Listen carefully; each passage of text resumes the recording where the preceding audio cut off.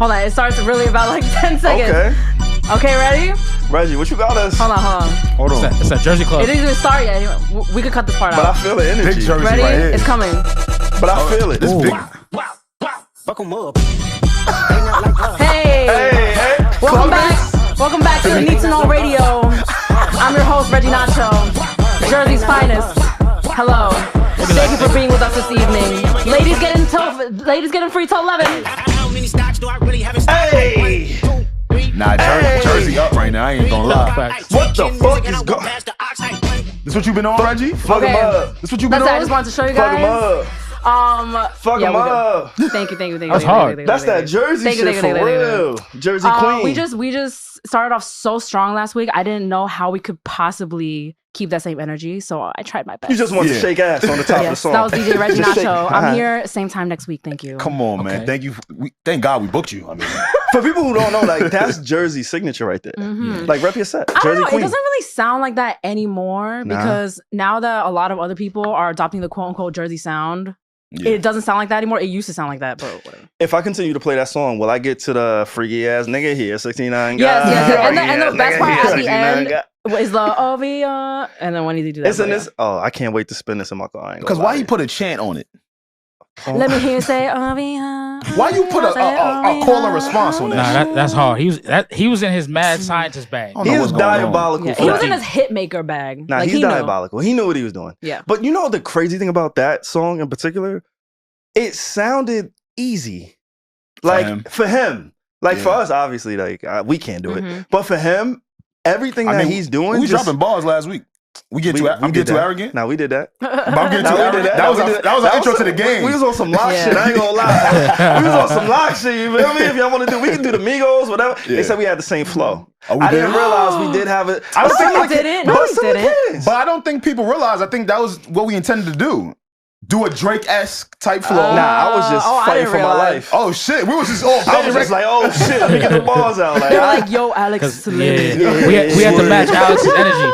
Somebody DM me like, yo, you want to be a rapper, don't you? Oh. I was like, oh, chill. Why you put that voice on? Yeah. Nah, it was a baddie. It was a baddie. Yeah. If it was a nigga, I would, yo, you would have had a you sound. really want to rap? Sounded like Just. Yeah, like Just. Oh my God. Good callback from last week. He did. To your point, you're right. It made me realize, oh, Kendrick, you've been holding back. Facts. Like, you're just making what you want to make. Yeah. So, dude is from Compton and has never made a club banger. A club banger that you could crip walk to, but he really from the towns. It's like, oh. That's crazy. And Drake did say Kendrick can't make moments. I mean, he makes moments. He can't make a club hit. You know what I mean? So he's the like, fact okay, that he did that was like, whoa. Yeah, he's like, watch this. Yeah. The last time that we recorded, there was a song that wasn't released yet, The Heart Part 6 by Drake. So we do have some catching up to do. I do want to get to some of the things that Drake did say because he said a lot. There's a lot in there. And I also want to revisit Not Like Us. Going back to what you were saying about Not Like Us, it being a bop, it being a hit. One of the lines, and we're going to do a breakdown of the song, but when he said, your fans should be grateful for me that I brought you back outside to make music. Yeah. You got to be careful what you ask for. You really do. Because he took your fans in the process, too. So the theme for me, the theme of this episode for me, just be careful what you ask for. Yeah. It applies to a lot of people like Drake. Again, y'all know, my OVO cape is not in my locker. I ironed it. It's here today. Oh, shit. Yeah, oh, really? Yeah. Put it back on. Put it back. Yeah. This is going to be interesting. Same here. The cape is on. Yeah, really? I thought it was at the dry cleaner. You ain't take it to dry cleaner? I thought you took that shit to Goodwill. You know the dry cleaners take a few days now. That was last episode. Okay. It's back. Okay. With reservations. And I'm going to use the option to take it off if need be. What kind of superhero are you? Yeah, like what the fuck? He just taking off the cape whenever he want. What kind? You're supposed to save people all the time. Nah, that's what Clark couldn't do. Facts. But he has a specific shift. So yeah, we'll get to that. But before we get into everything, it's the Need to Know podcast. What you need to know when you need to know on the Need to Know podcast. I go by the name SaVon. Hey, what up, y'all? It's your boy A, as always, the Paco Rabone Poppy. Never alone. I'm always with the posse. Hello, guys. It's me, Regi. Jersey's finest. I have no cute intro today. Let's just get right into it. Nah, you looked into the camera like Sasha Fierce. Oh. It's like, oh shit, she's not playing with him in there. And yeah, it's me. What's up? Let's get into it. Nah, Pierre. That's Yes, first. No. Come on, Justin. That's first class P. First class. First class FCP, P. first class P in the building, Come right? on, man. What's up? First class We're P. here, let's do it. The one and only. Yeah, So the beef that keeps on giving. telling you, like a long sex session.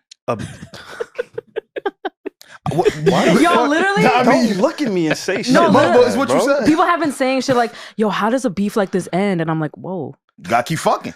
Did y'all see the big ass hot dog in Times Square? Like No. a big ass Frank. I Y'all see worked that? there and I ain't see that shit. It's a long beef. What is it, like a statue or something? I don't know what it is. Tell me what They you do pulled from me. Creative marketing. Yeah. That's what I pulled from it. Creative marketing. I like I that. thought maybe Kendrick or Drake, maybe they had something to do with it. I don't know. But yeah, the beef that keeps on giving. Drake versus Kendrick. A lot to get into, a lot of things. A lot of people have had a lot of opinions about it. Again, the last time we recorded, we tried to cover pretty much every song. We didn't get to the Heart Part 6, which Drake dropped. Which we'll do today. I know a lot of the commentary around that last song was that Drake is waving the white flag. Ooh. Right, when it dropped, I specifically remember the thing that people were saying the most on the timeline was like, yo, is he bowing out? It sounds like he's bowing out. Oh my God. I He's not. don't think so. Yeah, me neither. Well, when I heard it, I thought it was him kind of being like, man, I'm done. But then now that I'm thinking about it, and now, okay, admittedly that I hear some things, Drake is definitely going to drop again. Yeah, I don't think he's gonna drop again because he You doesn't. don't, wait, you don't, Think he's gonna drop I'm again? bugging. I do think You- he's okay, gonna drop yeah, again. Okay. Absolutely, because he's not one of those people that likes to go away. I don't He think can't. He can't. I don't think he takes losses well. Yeah. And this is the first time we've seen the internet on a wide range really get at him and really Yeah. affect him potentially. Yeah, So, yeah, And like, you know how sometimes like like, let's say you're playing basketball, right? yeah. You do a hard dribble and you shoot the three, right? You an expert shooter, so the three is nothing. Mm-hmm. You know, but you could shoot at like 80%, 90%. Most of the time it's gonna go in, but sometimes it doesn't. Mhm. I think Family Matters was one of the ones where he tried to drain it. It went in. It didn't. My fault. It didn't go in, but like he still got that ability to shoot the three. And he thought that was going to be like the shot, but he was like, oh shit, actually, I'm not on top right now. I not- don't even agree with what you just said. I think the shot did go in. I just think somebody came down and made another shot right after. Like going back to sports, there's always like momentum shifts in sports, right? Good call. And his three, the Family Matters, it was a three that put him up by one. And it's like, holy shit, there's 4 seconds left on the clock. Yeah. He went up by one, he hit the three. But then Kendrick just came down and did some Kyrie Irving shit where he's dribbling left, put it up with his right over like a 7-footer. Damn, like, the theme of it's this just a little bit different. episode is Jersey's finest. Yeah. Shout out to Kyrie. Oh, he is Jersey, one of Jersey's finest. But yeah, so But wait, was Family Matters the red button? I think so. It felt like The thing that he's been hitting I at think for the so. I think last so. several months or the last Yeah. songs he's put out? I would say so. I think so. Because in the Hard Part 6, he didn't exactly reveal anything else when he really fucking needed to, because that was after Not Like Us. But he didn't. He kind of repeated the same things. Yeah. And yeah, it doesn't seem like he has more salacious shit like in the tuck. It lends a lens to see where Drake was, where he was at when he made that record, or the information he thought he had. Like, okay, if I put out the DV stuff about Kendrick Lamar, potentially, maybe this is the one that people are really gonna give me the dub, give me the win. And in hindsight now, I think we look at it a bit differently. So yeah, the Hard Part 6. Let's just get to it. I don't know how to feel about this. I don't think it's a white flag. Beat is hard, though. He said a few things in here that told me like, nah, this ain't over. All right. The Pulitzer Prize winner is definitely spiraling. Beat is stupid. I got your fucking lines tapped. I swear that I'm dialed in. First I was a rat, so where's the proof of the trial then? Where's the paperwork of the cabinet is filed in? 1090 Jake would've took all the walls down. The streets would've had me hiding out in a small town. My Montreal connect stand up, Don't fall down. The ones that you getting your stories from, They all clowns. What else? I am a war general, seasoned in preparation. My jacket is covered in medals, honor and decoration. You waited for this moment, overcome with the desperation. We plotted for a week and then we fed you the Information. What else? How you Okay. feel about that? So basically, So far. he's saying that, yo, I expected you not to fall for the shit. But he's doubling down on there is an OVO mole, but I planted it. You fucking fell for it. Ha ha ha. That, and he's like, where's the proof? Where's the proof? And honestly, I don't know. Okay. I feel like if it really is true that Drake fed him all this false information and then Kendrick just used it, that really, it kind of is a huge plot twist in this. But I feel like people aren't like people aren't like literally thinking about that though. You want to know the thing about this song, and we're going to play it all the way through. But when you look at your opponent and you say you hit your wife and it doesn't work, like it's going to put you in panic mode. Yeah. It's going to make you explain yourself. It's going to make you over-explain. On the defense. When the one thing that you thought was going to get somebody out of here, like, again, there's another thing in this episode. There's going to be a few times where I'm going to pat all of us on the back at some point because we all got certain things right about this whole exchange. The first thing I want to point out, and I'm just going to highlight me. I told you there had to be a crash out. Okay. I mean, that was the inevitable. But no. But SaVon, that was at the time that I said it, it sounded like, no, it's just a battle. Oh, they thought they was going to keep it PG. Yeah, everybody kept saying, no, it's not going to go there. It's not going to go there. Yeah. Like, if you go back to that episode, I want to say it was maybe like 2 episodes ago. We had to bleep the things that I said because I'm like, it has to go to a certain level. Y'all know what I said, right? But it didn't Y'all go there, though. It didn't go there, Okay. but it's on the same level of the things that I said. I did always think that they were gonna say some crazy shit though. Like we always said him allegedly liking little girls thing. We said that from the beginning though. But not excuse me. Not only is it speaking to crashing out in a way of saying certain things, but again, going back to that episode, I think it was like 256, it has to affect the bottom line. And that was the point that I made Like when I risk said it all, the other P word. Not pedophile, the other P word, right? Yeah. I mentioned it and I said that because I know the only way somebody's going to win is if they affect the bottom line and if they say something that's going to be so overtly violation, out of bounds, out of line that it's like, holy shit, this person has to win. So again, to credit this podcast, we've said, oh nah, these niggas got to take it to a different level. Yeah, for sure. Which they have. Domestic violence and pedophilia. Yeah. It almost doesn't really get worse. Like we've seen a lot of rap beefs. I fucked your bitch is really bad.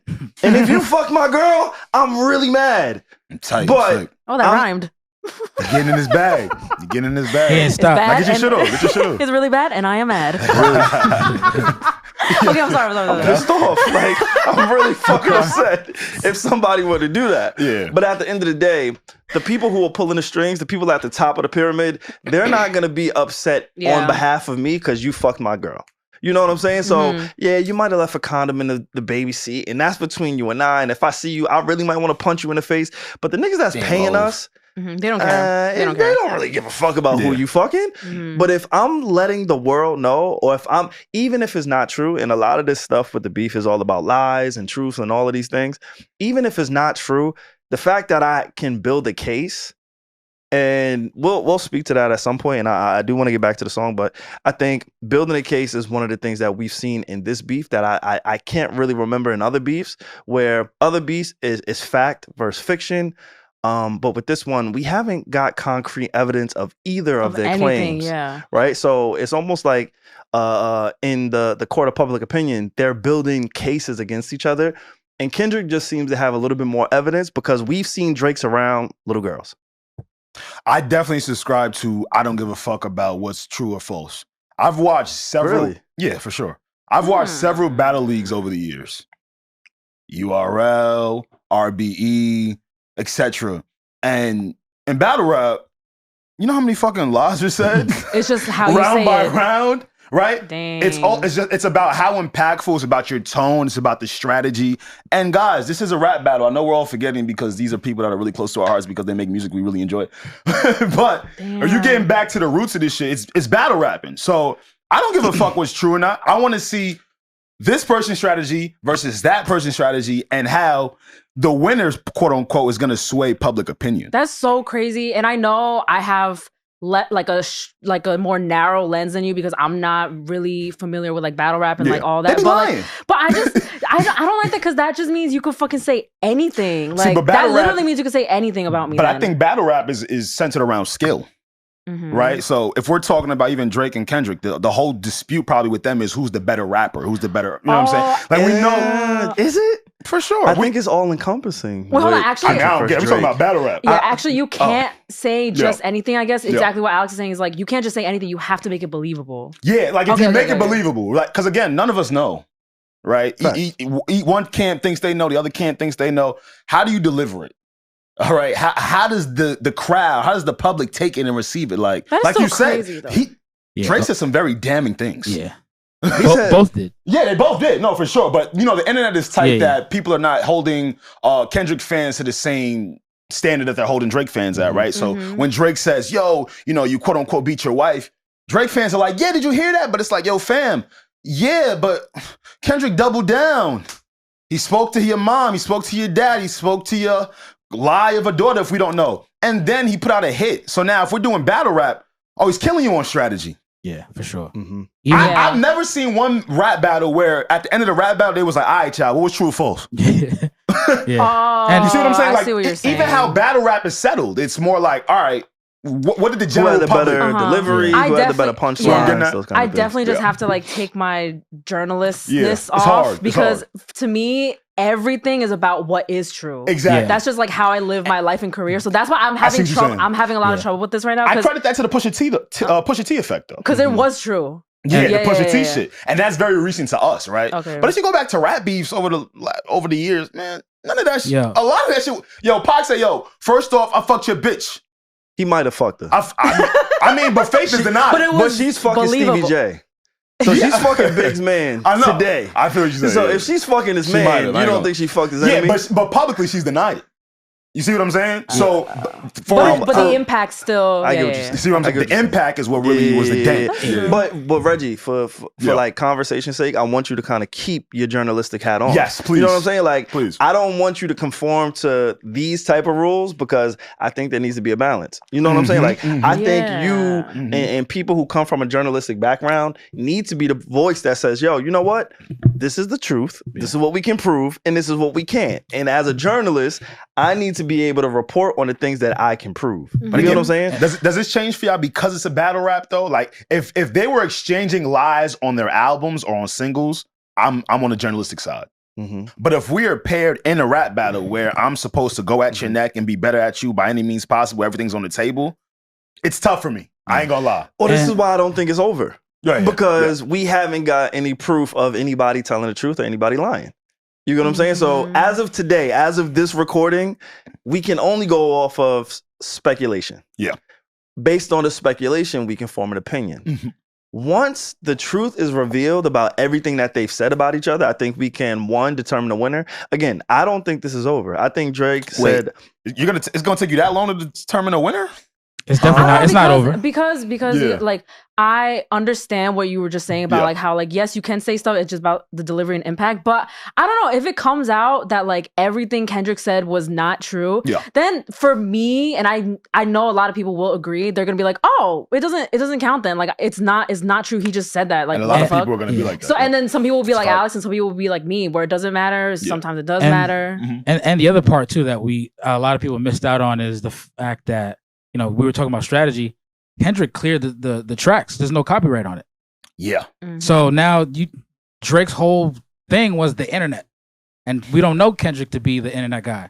So okay, let me clear the track so that now everybody has it. Everybody's listening to Everybody it. can talk about And it. it's just snowball effect. That's Another That is part of strategy, the yeah, strategy. Smart. yeah, yeah. You see what I'm getting at? So whereas like Okay. now a Drake, I know he's confused. Like, bro, the internet has never been this against me. Yeah, bro. What the fuck? Like, how is this 5'2" dude that wears a size 7 who's never on the internet? How is he smoking me on the internet? And dude, it's off of his strategy. Yeah. He's outpacing you. Like, but I know you're about to get back into the song. Daughter that's 11 years old, I bet he takes it. We thought about giving a fake name or a destination. But you so thirsty, you not concerned with investigation. The beat's so Instead, you in stupid. that Venice studio, it's a celebration. You gotta learn to fact check things and be less impatient. Your fans are rejoicing, thinking this is my expiration. Even the picture you use, the jokes and the medication, the Maybach glove and the drug he uses for less inflation. Master manipulated, He you rapping, on the though. speculation. You dumb and reactive, nigga, I'm petty with dedication. That line right there tells me he's not done. Mm-hmm. That one line. You And we don't dumb- gotta stay too long on it. You dumb and reactive, nigga. I'm petty with dedication. And also, your fans are rejoicing, thinking that this is my expiration. Yeah. Right. Those lines in pairing tells me he's not done. And on DSP's, the album art was taken down because I think HIPAA laws, and because of the fact that I think on Apple or wherever it controls it, it goes against. Yeah. To your point, I don't know if it's true or not, because I follow some trap niggas, and I've seen a plethora of covers. But I did see what you're saying, OP, and there might be some validity to that. Yep, go ahead. You can start playing it. Bones we dug up in that excavation, and why isn't Whitney denying all of the allegations? Why is she following Dave free and not Mr. Morale? You haven't seen the kids in 6 months, the distance is wild. Dave leaving heart emojis underneath pics of the child. Speaking of anything with a child, let's get to that now. This Epstein angle was the shit I expected. TikTok videos you collected and dissected. Instead of being on some disdirect shit, you rather fucking grab your pen and misdirect shit. That was hard. My mom came over today and I was like, Mother I, wait a second. That's that one record where you say you got molested. Oh, fuck me, I just made the whole connection. Just tell me when. Whenever y'all right there. So that's why I don't care about the truth or lies.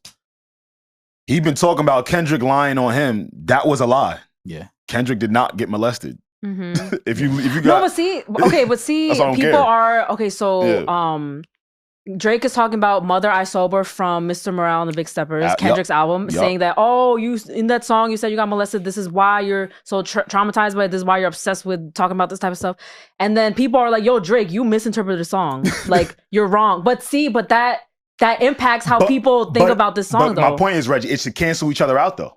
Yeah. Right? Wait, what do you... If Drake is complaining about how Kendrick is lying, and people are saying that Kendrick is lying, then whatever lie should just negate itself. Like, Drake shouldn't be tight about any lie Kendrick is lying. Because he just lied. That's what I'm saying. Okay, you see what I'm getting at? No, I agree. I see what you're saying. Like they're both fucking wrong. But then I feel like that does impact the way that people listen to it because people are like, Drake, you're so stupid. You just misinterpreted the song. But and now people don't like it anymore. I don't know. I gotta pull a cape out. Pull it out. Oh. From the cleaners. Fresh from the cleaners. Not on this part. No, real quick. Not on this part. On the molestation part. Where he's making fun of somebody for being molested. Yeah. Because sometimes you misinterpret molestation. Like, sometimes... Whose fault is that? I don't know where this is going, guys. No, it's not going nowhere. I'm just telling you the truth. But whose fault is that? He misinterpreted, like... That's his fault. Molestation. That's on him. Did? Yeah. Okay. That's on him. That's not on the fans. So I don't want to call people. it a blatant lie. You get what I'm saying? Okay. It's not a lie. Okay, it's so like, if we in battle rap, that's him fucking up on the line. That's true. You still get a point deducted. Yeah, it's like, I'm not gonna argue. Nah, I'm with you. You know what I've learned about myself? What's up? And about like this podcast and like the comments and Instagram and YouTube and everything. Shits, bro. They agree with you. So no, they don't. I'm just gonna say yes. You should see my DMs. For real? They be trying to fry me. I wouldn't say they agree with Alex. No, they do not. Now, Alex got it one time recently. What? SaVon usually gets the push-ups episode. There was like 200 comments not agreeing with Alex. So I don't know what you're saying. Talk about SaVon. That might be true. Yeah. It's when your father leave you home alone with no protection, so neglected. Mind you, it sounds so dark when you're listening to it. Raps the shit you so obsessed with. It's so excessive. They acting like it's so aggressive. But you just never known affection. I don't want to dish you anymore. This really got me second guessing. Stop it. Touch My Body by Mariah Carey. Play, you probably... When you say that you don't hear him waving a white flag, how do you take "I don't want to dish you anymore"? This really got me second guessing.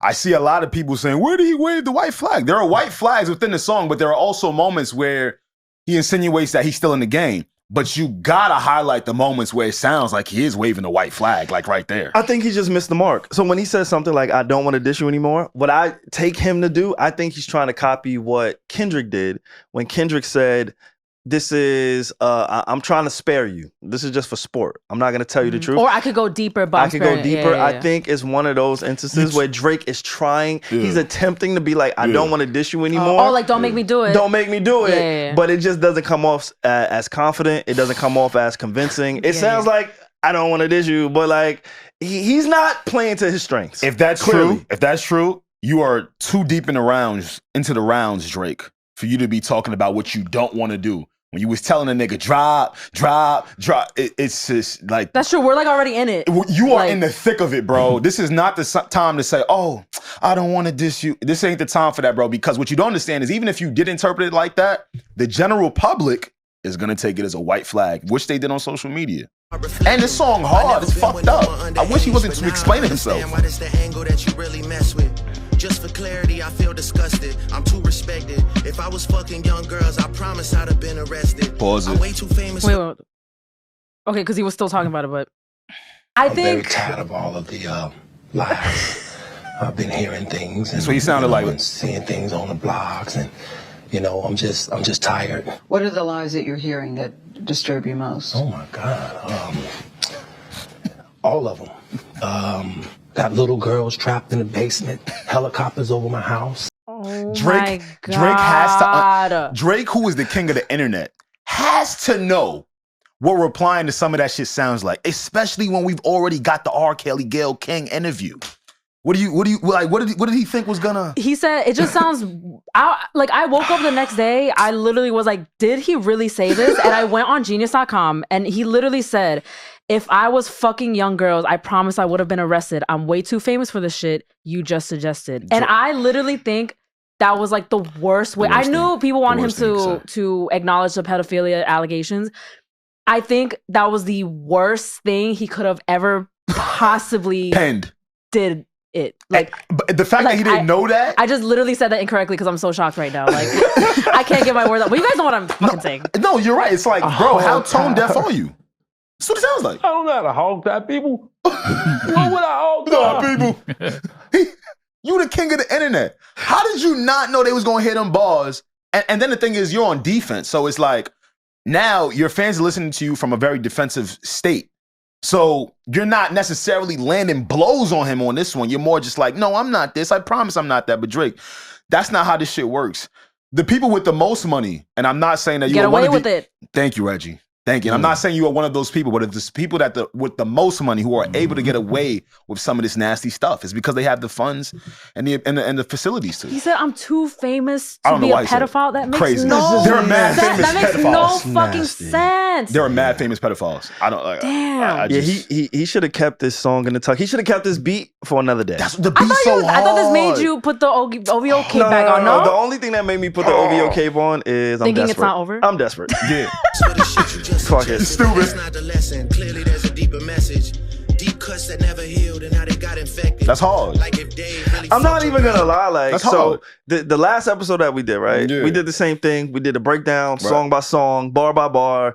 We played something. We let it stop. Like, we sacrificed the health of our YouTube channel. Again, shout out to everybody who tapped in. But that's a real thing. Like, all those views, it helps, right? Yeah. Like, we don't have backing. We are independent. Fact. So every single dollar that comes in, it matters, right? It does. Like, and that's why I think, going back to strategy with Kendrick, one of the beautiful things that Kendrick did is he welcomed the creators, the independent creators. Mm-hmm. Like, look, I don't give a fuck. Y'all can monetize off of these songs. I want y'all to break it down. I want y'all to play it. Mm-hmm. Go crazy, right? Mm-hmm. Even while we're breaking this down, I am falling asleep. What do you feel like the cape that I brought out for Drake? I'm ready to wrap myself up in a blanket and just like and knock out. I want to skip everything that he's saying because none of this shit is putting me to sleep, and I feel bad for the audience that we got to do this to them because nobody gives a fuck about what he's saying. Oh, I don't know if that's how you felt about this song because I agreed. Like, this shit is fucking like, sure, it's a nice beat. Everything he's saying doesn't matter to me. You got a new car, right? Yes. Hey, I tried to spin it in the beam. It don't hit the same. I had to turn it down. Niggas was looking at me. Collectively, everybody, I feel like, not 100% of people, but like 85% of people kind of, after this dropped, everyone was on the same plane, feel like, oh, let's wrap this shit up. and that's why I think it's bad because he put the energy out, and I think the beautiful thing about just music in general, it is an energy exchange. Yeah. Everything's an energy exchange in my opinion, right? But music in particular, especially when you're in a battle, when you're like going against somebody, a formidable opponent, like you have to keep up that energy, keep up that pace. So everything that you're saying, you're not saying anything to him. But you just said it though, a formidable opponent. Facts. Why do we all believe that in this room and Drake doesn't? His arrogance. The arrogance that he speaks with. He didn't hear this shit. That's why. So, he clearly, when that motherfucker finished that, nah, fuck that other song, nigga. Hey, must have done a beat. Now where your cape? Get your cape. OD. Put the cape up. Come on, bro. Why? Because it's no way. It's no way, bro. There's no way he put that out after this. After this, yeah. I don't listen to this. Alex, Beat your ass and hide the body. you got some. Never mind. Sometimes you gotta pop out and show niggas.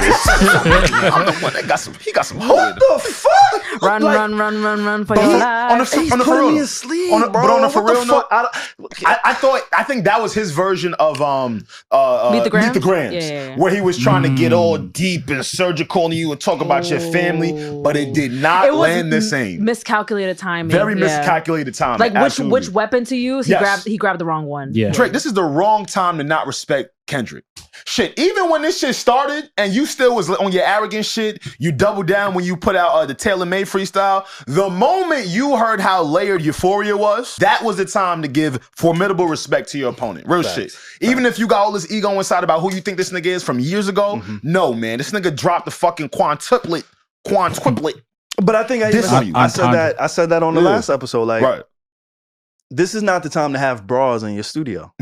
Not titty time. There should be no thongs. There should be no bras. There should be nothing feminine around you.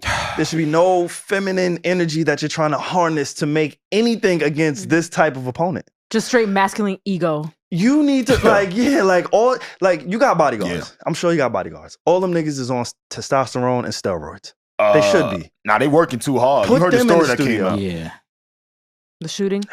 Nah, and thank God everything is okay at the embassy. Story. Them niggas, his security guards are getting overworked. Yeah, it got twice, and then there was another attempted one recently after the fact.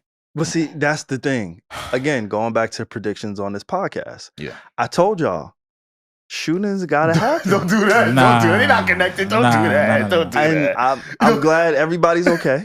They're not connected. And everyone will continue to be okay. And that's the goal. Yeah. But there's a certain energy that you put out into the world.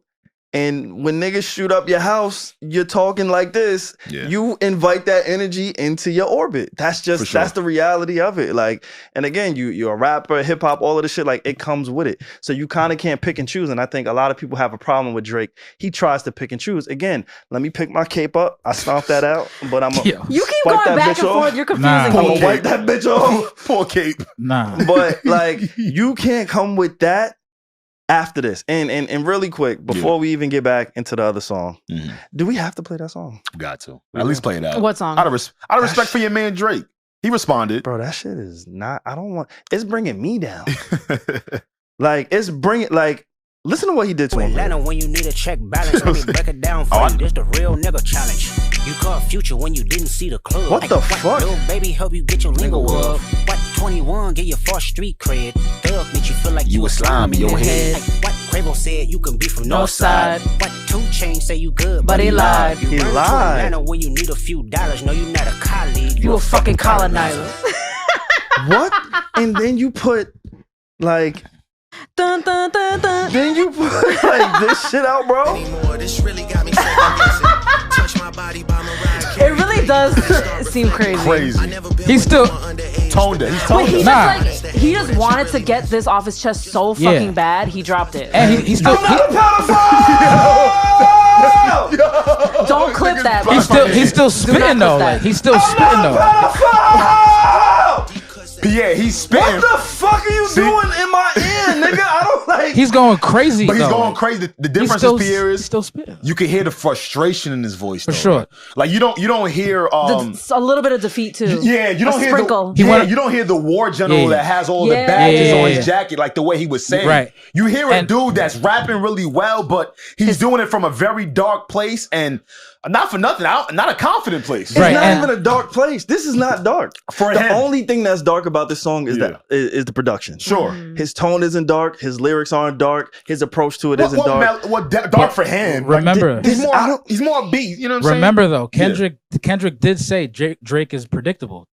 So this is like if I know my opponent is predictable and I hit him with this, I know he's gonna get into his ego. I know he's gonna start to take stuff to where he shouldn't have taken it. Drake, if anything, Drake should have just said, "Yo, I didn't do it," and then just continue to just hit him over the head. Right. But Drake wanted to double down and be like, "Yo, I didn't do this, and that. Yo, you doing too much, bro. Just You playing right. He played right into his hands. That was the time to go into whatever else you had left on Kendrick. But that's why people are like, was Family Matters the red button? Because he's not. But also, I'm sorry, I'm like retracting a little bit, but like not retracting, but going back, like, you know how his main point that he opened up with was like, yo, you fell for all this false information that I fed you. I don't think that is landing as well as he thought it would. Like the plan, he's like, oh, my secret plan, you fell for it, you lying bitch. But that isn't like making a bomb like he thought it would. Like this big mastermind plan. I respect it because I think that's a huge fucking plot twist, but people don't really care that he did that. And again, nothing's off the table. So I want to be clear. If he did feed him information, oh well, and that's fire. Like whatever you got on the table, look. Everybody got different guns. Whatever gun you got, bust it. I'm not mad at it. But also understand what could come from it if you don't use a shotgun on a nigga, you know what I'm saying, that's close by. You know what I'm saying? No, I feel you. It's tough. And how much time we got like 3 minutes left on this song. Again, the comment, they take that you be skipping through. Let the song play. Let's do it. Let the song play. Let the song play. We're gonna lose people. No, they here. Blame the boy. The fuck? That's your man. It is. I'm praying you recover from both incidents, but you a piece of shit, so this shit really no coincidence. You piece of shit. Nigga was mad. No sex offender list, easy does Drake. You mentioned an A minor, but niggas gotta be sharp and tell the fans who was it. I mean, you thought you left. I don't want to be technical. Major. That's fire right there. I don't want to be technical, but you know, you mentioned an A minor, but you gotta B sharp. I like it. Right. But in music theory, there's no half step. Yeah, and that's what I'm saying. We don't want to be technical here, but that's still a fire. That's what I give that. Like I made you. I slit your throat with the razor and do Rick Ross hair like that one flight from Malaysia. Still talking about other niggas. Screensaver. Only fucking with Whitney's, not Millie Bobby Browns. I never look twice at no teenager. I'm a fucking hit maker, dog, not a peacemaker.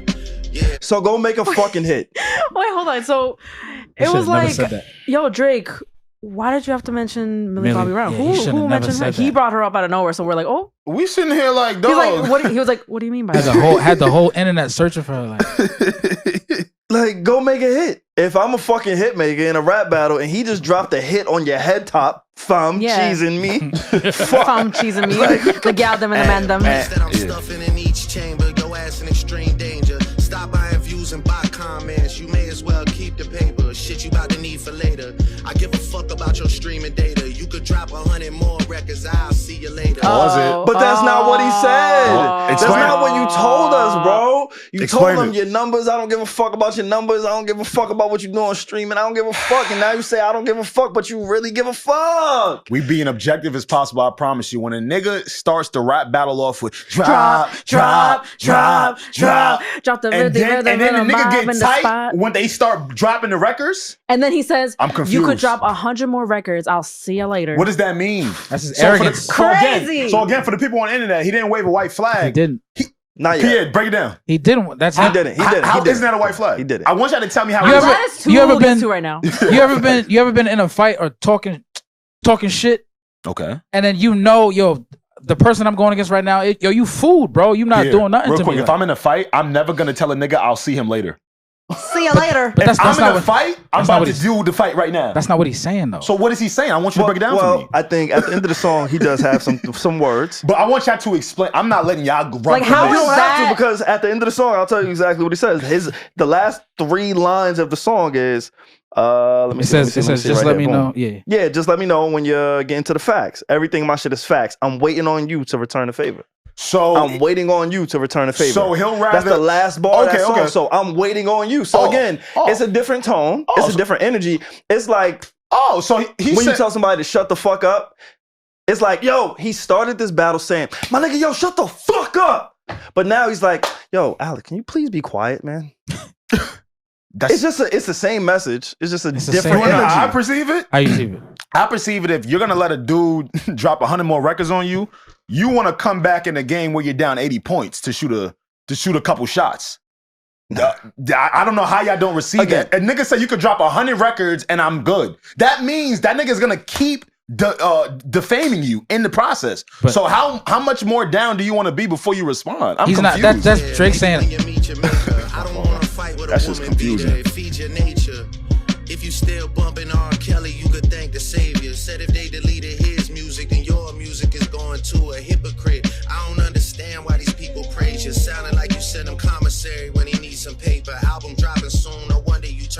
clout chaser instead of doing hard labor. Nigga, I see you when I see you like Fantasia. Whitney, you can hit me if you need a favor. I'll see you when I see you. And when I say I hit your back, Is that the third white flag? No, I want y'all to break it down for me. That's not what him. is that? So what does that mean? Because you know what when I see you is a line too, bro. But I'm seeing you right now. If I'm fighting a nigga and we finally ran into each other, we saw each other, we seen each other, we getting it popping. I'm not gonna tell him in the middle of the fight, hey yo, when I see you, I'm gonna see you later. When Like I see you is when I see you. I know this song. That's all he trying to give a little bit of love to this nigga. Nah, this is When a I little see you, intermission. when I see you, like the one. Fantasia. A little intermission for all the beef going on. Listen, y'all. Yeah, cause that Lil- was Lil Love. I gotta wake up. I ain't gonna lie. Lil He might Love. sing us for this. The hard part 6. I'm so sorry. Little info. And we can cut it. It is tough. what it is. But we gotta restore the feeling just a little bit. Hey. Picture on my mirror.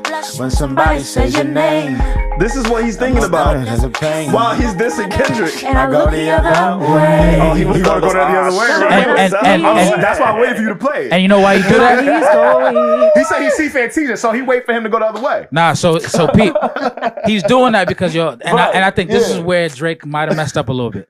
This is like him. just now? Because it's almost like I took it as he's saying, yo, like, I'm taking you seriously, but I'm really not taking you seriously because Why wouldn't I'm you really take him. Kendrick seriously right now? We all know Drake is arrogant. If this is what it I is, agree. Okay. I'm taking it as To his detriment. again, It's to his detriment. Right. And he should understand his arrogance is the reason why, for the most part, he is down to the general public. For anyone who has Drake up, I'm not mad at you for that. But if you're really looking at all of the records I've been putting out and how it's being done, it's hard to have him winning right now. Real shit, especially when you get on a diss track talking about, yo, you know what? Like, I'll see you later. I'll see you later, and I really don't want to diss you. It's just Like Kendrick is really it's confusing. cooking you right now, and Yeah. you're like, directly. You still talking about other and I go niggas. the other When I way. see you. You're stupid. He talking about Rose Fade on this shit. Like, When I see you. this nigga stupid. I'm gonna get back blend to it. it. Trying to blend it. I'm not gonna lie, this shit was some good exercise. Like, Then he called it exercise. get out, get the pen working. Alex, you know what he doing, bro. Pierre, you know what this sounds like? This sounds like when I go for a run, and after I'm done, it was a treacherous run. Whew, it was a tough one. I'm like, all right, cool. That was good for exercise, and I go move on and do the next thing I'm doing for the day. That's what it sounds like. I would be a worthy competitor if I was really a predator and you weren't fucking lying to every blogger and editor. But Why did he say that? it is what it is. You definitely got this shit burnt the fuck out though. Like, He's you copping, got please. 10 Right more here. records to drop. The one before the last one, we finessed you into telling a story that doesn't even exist. And then you go and drop the West Coast one to try and cover that up. I would like that one. That would be some shit I could dance to. We all He like admitted that to one. liking We it. all like it. Tripling down on some whole other bullshit. So automatically a point if he likes it. You know, at least your fans are getting some raps out of you. I'm happy I can motivate you. Which I think is a Bring you point. back to the game. Facts. I think that's a point. That's definitely a fact. You know, but I like it. We but- don't hear from the let me know when nigga. we get I into like the it, but I don't facts. think it lands the way he thinks it lands. But I like it Everything in though. my shit is facts. I'm waiting on you to return the favor. Like, So that's it. This is crazy. We made it through. What's going on, Need to Know family? Thank you so much for tuning into this episode, but we need to take a little break to give a shout out at our good friends at Underdog Fantasy. With a 50% deposit match of up to $500 using code NEEDTOKNOW. That means new users can deposit up to $500 for up to $250 in bonus cash. Yep. So like Alex said, if you want to deposit $10, that means you'll have a $5 bonus bet to play with. If you want to play a little bit higher than that, let's say $500, you get $250. So like Alex, like Reggie said, use the code NEEDTOKNOW on Underdog Fantasy. Press pause. Make sure y'all download the app right now to get that bonus and get into the episode. Let's get it, y'all. Jesus Christ. I don't think that this was a good move, and I think that Kendrick is winning, but I do think that Drake is going to drop again. Yeah, for sure. And I'm not counting Yeah. him out. No, yeah. Honestly, I'm sorry, I'm not. Yeah. I don't think Drake is finished. Yeah, I'm with you. Well, he posted on his Instagram story. There was a video from a Netflix series called A Man in Full, starring Jeff Daniels. He posted a clip on his story. Shout out to Jeff Daniels. Y'all know who Jeff Daniels is? Legend. By face. Dumb and Dumber. And Oh, not yeah, Jim yeah. Carrey. Okay, Jeff yeah, I know Daniels. you're Shout out to talking my guy. But so he posted the series on Netflix, and basically in the clip is like, look, I'm still here. I can't wait to see all y'all niggas dead, whatever the case may be. So he not only did he put out that song, but he's also alluding to, I'm not done yet. And I do want to give him a little bit of credit. This is when I put the cape back on. I pick it up, I dust it off, I wipe it down, I iron that bitch a little bit. What a fan. And I put it back on my back. But this is when I think the competitor in Drake, and that's the one thing we can say. Despite win, loss, no matter how you feel about Drake, I remember at the top of this battle, my dad, he was like, yo, I got J. Cole. My horse in the race is J. Cole, right? Damn, Pop. When did he say that? Because even I didn't fucking say that. J. Cole was his guy. J. Cole was his guy. He wasn't as familiar with Kendrick Lamar, and Drake has the reputation of just being a hit maker, right? He's not for the older generation, for those who like the essence of hip hop. Yeah. J. Cole was the guy. And I think we see a lot of MCs today who have put J. Cole as their guy. Yo, J. Cole bowed out. I literally saw this is so random. I literally saw an Instagram caption that I made like 11 years ago. And I was like, cold world, safe to say I'm cold-blooded. And then I'm just thinking about that because people might be confused why they laugh when I'm like not caping for Cole right now. I'm a huge J. Cole fan, but this is not why is he in the like why is the horse because why is he the horse that your dad picked? You can't say that like to somebody who isn't as invested as you. When you hear about the big three, you had to before like today, you had to pick one. And so I think J. Cole was the closest thing. You gotta understand, Kendrick Lamar, although he is super talented, a lot of the older generation, especially on the East Coast, and I'm going to speak to our bias a little bit, and Alex and Regi, you too. You might have some friends and some OGs who may not resonate or understand Kendrick Lamar. Oh, for sure. There's a lot of people who have asked me, like, yo, what is it about Kendrick Lamar? Until this battle, a lot of people weren't familiar with him because Good Kid, Mad City, Section 80, like all of his mixtapes or his earlier projects, they resonated with us. And again, we got a chance to grow with that music. It's just like the artists today. Like, I don't give a fuck, nor do I understand Playboi Carti. Right.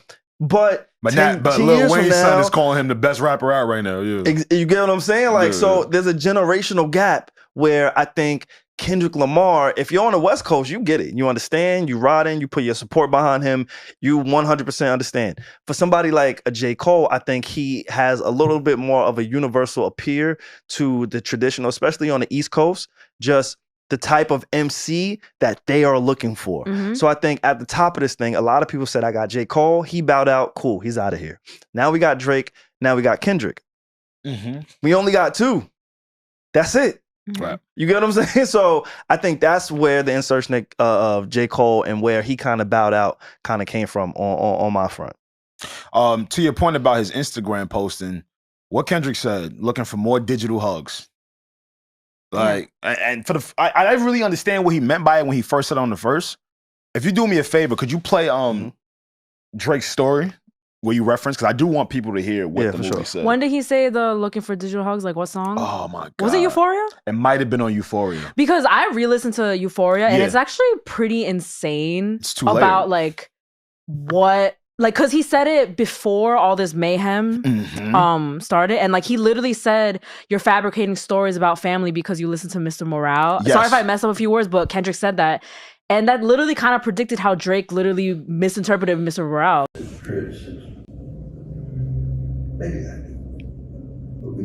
But when you die, will people notice? When I go, there are going to be a lot of memories of me by a lot of people. Many who hate me, even so. A person who needs to live with vigor.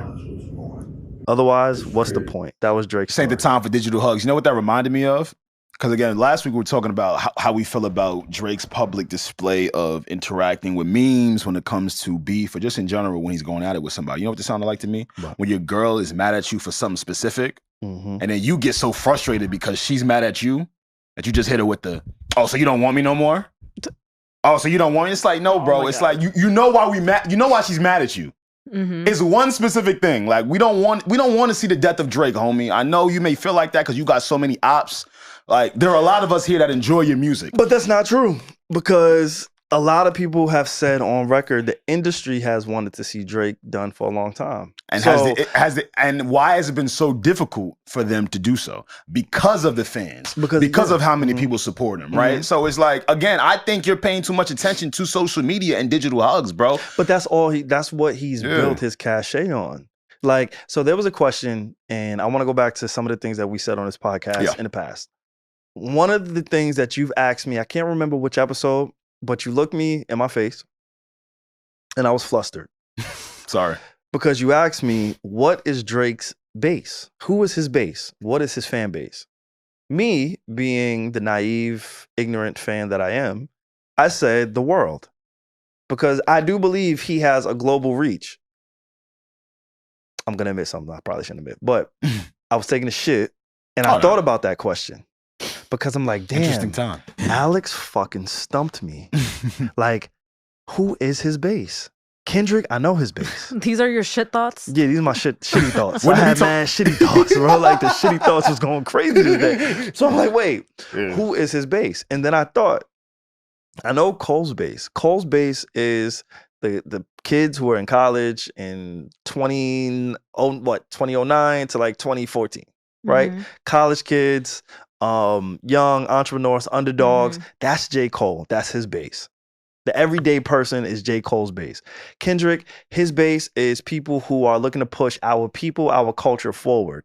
Like, we gonna be all right. Like, it's a hit, and it's also a message behind us. Like empowering. You get what I'm saying? It's empowering us. Yeah. So I know those two guys' base. So when you asked me about Drake's base, I really had to shit on it.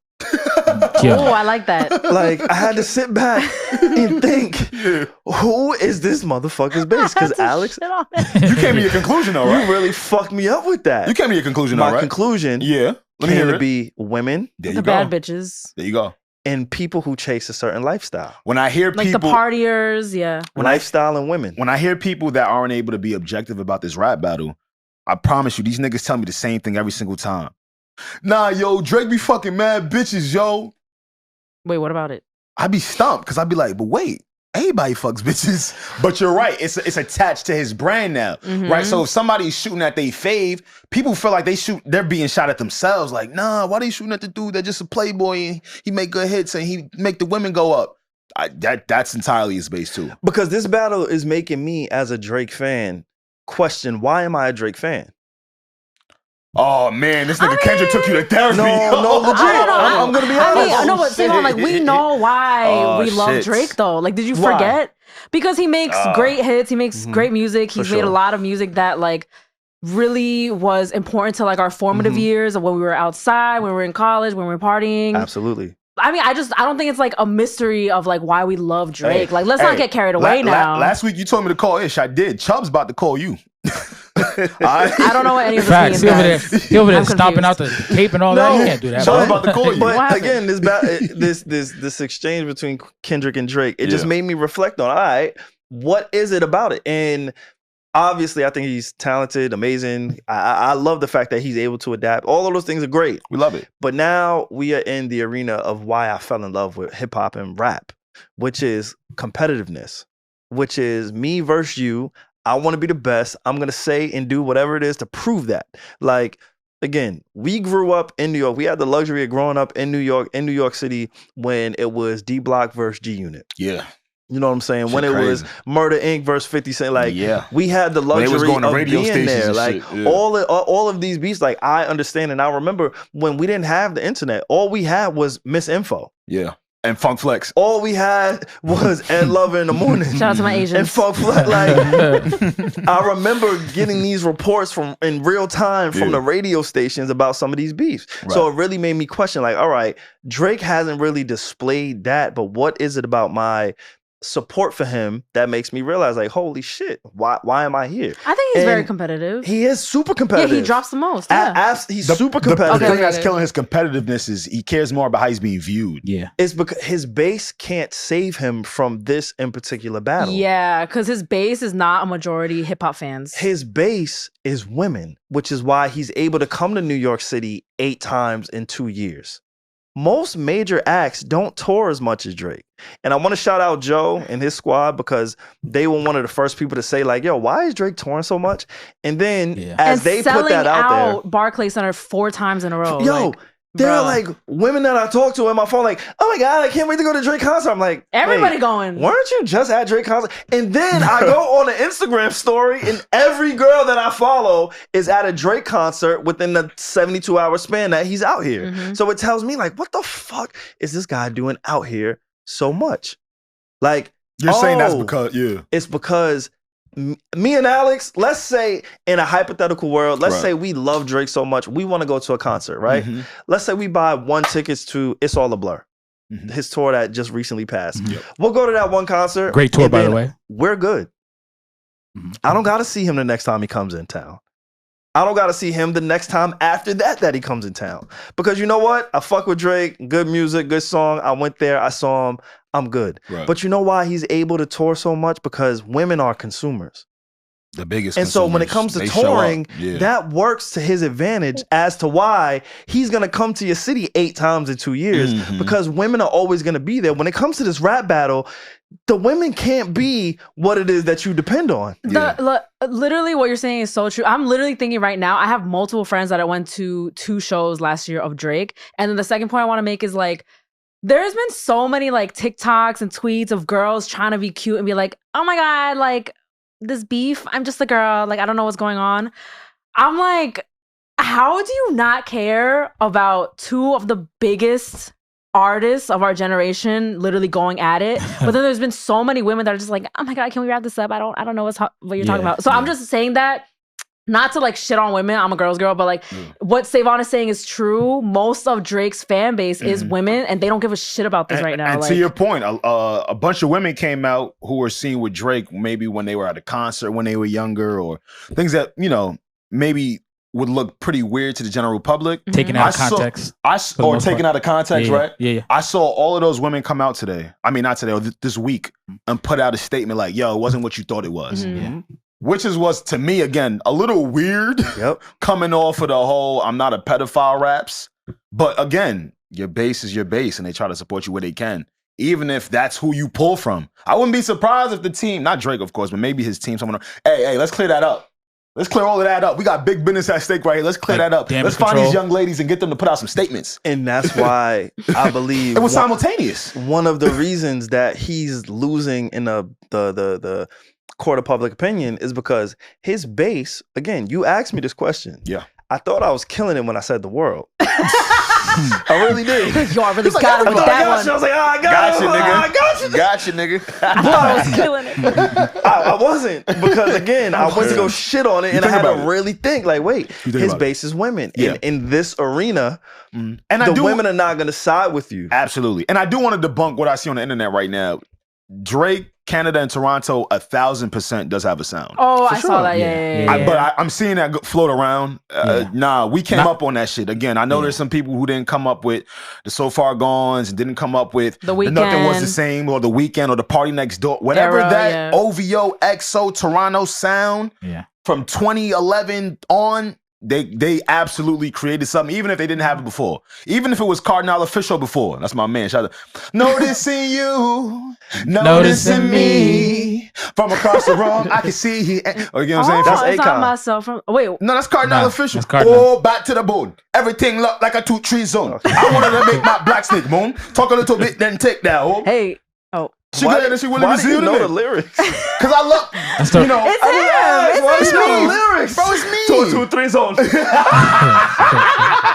So all the people from Canada who thought I've been hating on Drake, I love music. You love Drake too. Yeah, we do. Let's be honest. We do. No, yeah, me and Alex's friendship started over reviewing That's why I'm so confused. Like, you're a Drake fan. Yes. That's why I'm so disappointed. Like, bro, this was your time, bro. This is your time to really cement it. And it's not over. It's not over. In my opinion, I don't think it's over. By the time this shit come out, there might be another song. They could. And honestly, knowing how our luck is. Full transparency, we pushed this episode back because we all thought that there would be another song. Just at me though. I didn't. It's my fault. You tell it on yourself. You just did Drake. It's my fault, guys. You just did the Drake. No, Twin, it was when Drake says, "Hey, I'm not a pedophile." I'm sorry. You just did that. I'm sorry. I panicked. I'm just a girl. No, Twin. It was me and you. Yeah, I heard a little birdie too. So I feel like they're back confused. So basically, I said in the group chat, I was like, hey guys, word on the street is I'm a journalist and Drake is dropping tonight. Yeah. So we decided to wait another day. And then what do you know? I was wrong. So we literally pushed the schedule back one day for no fucking reason. And it's all my fault. Yes. And for the first time being a Drake fan. Yes, that's how it happened. And for the first time me being a Drake fan, I'm realizing how much being so open and accessible is a detriment to him. Well, I knew that. I knew that from the jump. Bro. Again, y'all clown me. No. You clown me. Because I told y'all I was dealing with a young lady at a certain time. Okay. And I told her, yo, you can fuck Drake. Oh, shit. And the reason that's the problem. No, I didn't want her to fuck the nigga. I said you could. That's the problem. reason, going back to that word that you said, accessible. I knew how accessible he is. But that's the problem. When I'm telling Shorty over some caviar, like, yo, if you want to go fuck the nigga, go fuck him. That's the problem, though. You and Drake are too reactive. Not your fault. You're not a battle rap. You're not getting into no beef for nobody. But when you're here's a great example. Remember when For All the Dogs came out? Yep. Yeah. And Drake reacted when people were like, yo, it wasn't enough rap. What did Drake do? Was it Scary Hours? He went and put out a whole deluxe of For All the Dogs over Conductor beats, Alchemist beats, all this boom bop shit. And I'm sitting here like, but wait, I thought you were so content with your body of work. Still, I'm gonna say it again. For All the Dogs was my favorite album of that year. Real talk. And I was content with whatever he gave.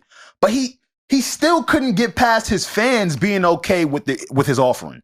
He still had to be like, oh, okay, now I gotta go get the people that really respect the real rap and the boom, boom, bap type shit. He is very emotional. I couldn't believe it. But it's like, yo, bro, if you want to really be number one, you got to move with that confidence Kendrick is walking around with. Yeah. It looks like he's not taking any say from anyone. It looked like he's forming his own strategic things, and he's not falling victim to the same things or mistakes he's done in the past. I'm sitting here like as a Drake fan, like, bro, what the fuck is going on? Bro? Is it the circle? He is very braggadocious and very like, Pierre used the word arrogant, confident, has a lot of confident bars, but it's like a little bit hollow because when he does certain things, we're like, oh, so you were a little insecure about that album. Yeah. When I saw him do that, I was like, wait, did he just put oh my God, he's rapping on all it. Again, I loved it. I liked it. I like Drake music.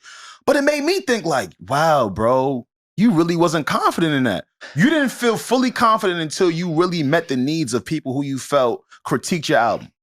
And now you're going into the battle with some of that same mindset. And this is not the time to bring those same tendencies back up. And in the third or fourth verse, at the very end of Meet the Grams, it was all about how Drake is obsessed with seeking validation, by the way. Kendrick said that, so. Seeking validation. He said he had money problems. He said he had women problems. Said he had drug problems. He said he doesn't have any real friends. He doesn't have any real friends. And kind of crazy. He took all them niggas to Turks, you sure? Are they real friends? I got a few people I know that be in Turks a lot, and they be seeing Drake, and it's a lot of them. They move around a little bit different. But one of the things that Kendrick said, and Meet the Grams, was about the money problems. And going back to touring and going back to the consumer, the reason he's able to tour, in my opinion, is because his base is women, right? Like, I think that's a fact. No, women are the consumers. They're going to buy.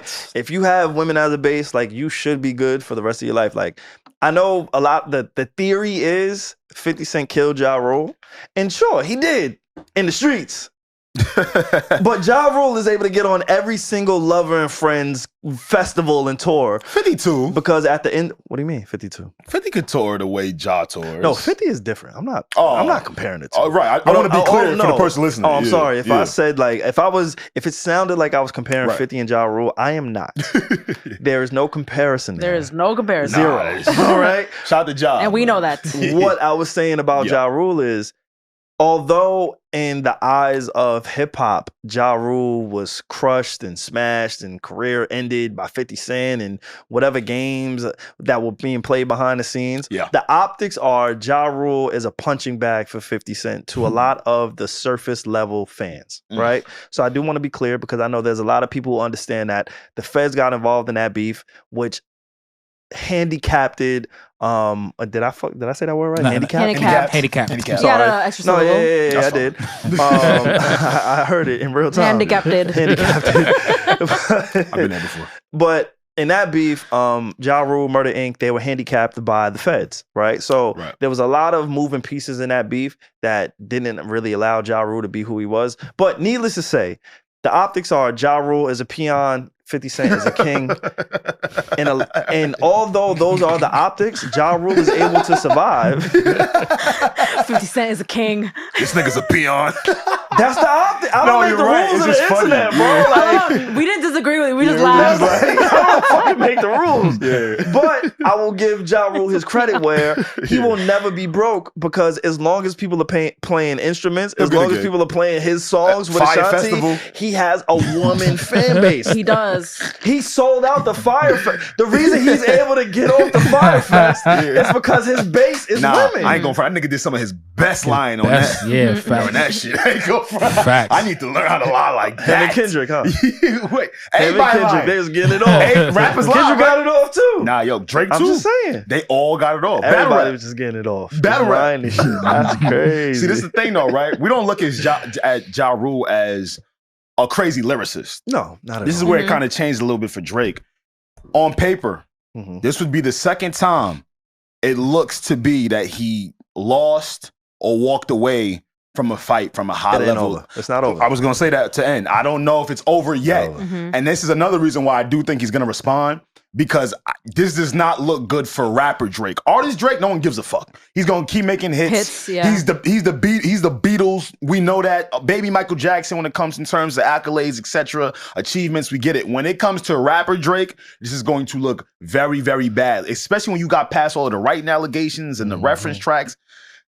For Kendrick and Pusha to be the two people it seems you can't get through, it's gonna be tough. Those are some really hard opponents. Might I add? They are. Like, I do want to add, because that you got to go through when you want to say you number one. Absolutely. I'm not mad at that, and I'm with you on that. I do want to ask y'all, how do you believe Kendrick can win? How do you believe Drake can win? All of us collectively, we don't think that this is over, right? So I do want y'all to think about that. But as you mentioned, Pusha T, as I'm listening to Meet the Grams, Euphoria, the more that I listen to more of like the cerebral tracks, Pusha T, or excuse me, Kendrick Lamar, he sounds like Pusha T's final form. Does he? If you listen to his approach, his everything that do you remember at the end of these tracks were Story of songs. Adonis? Yes, sweet. And at the end of that song, Pusha T said it's going to be a surgical summer. Yeah. This sounds like the extension of this is going to be a surgical summer. Okay. I'm going to pick you apart as a man, as a human, as a father, as an artist, as a soul, as a being. I'm going to pick you apart. It sounds like an extension of Pusha T. Yeah, and I'm going to do it in a way where I drop a hit. I'm going to do it in a way where I'm speaking to your soul and it's very dark. And I'm going to do it in a way that's native to my hometown.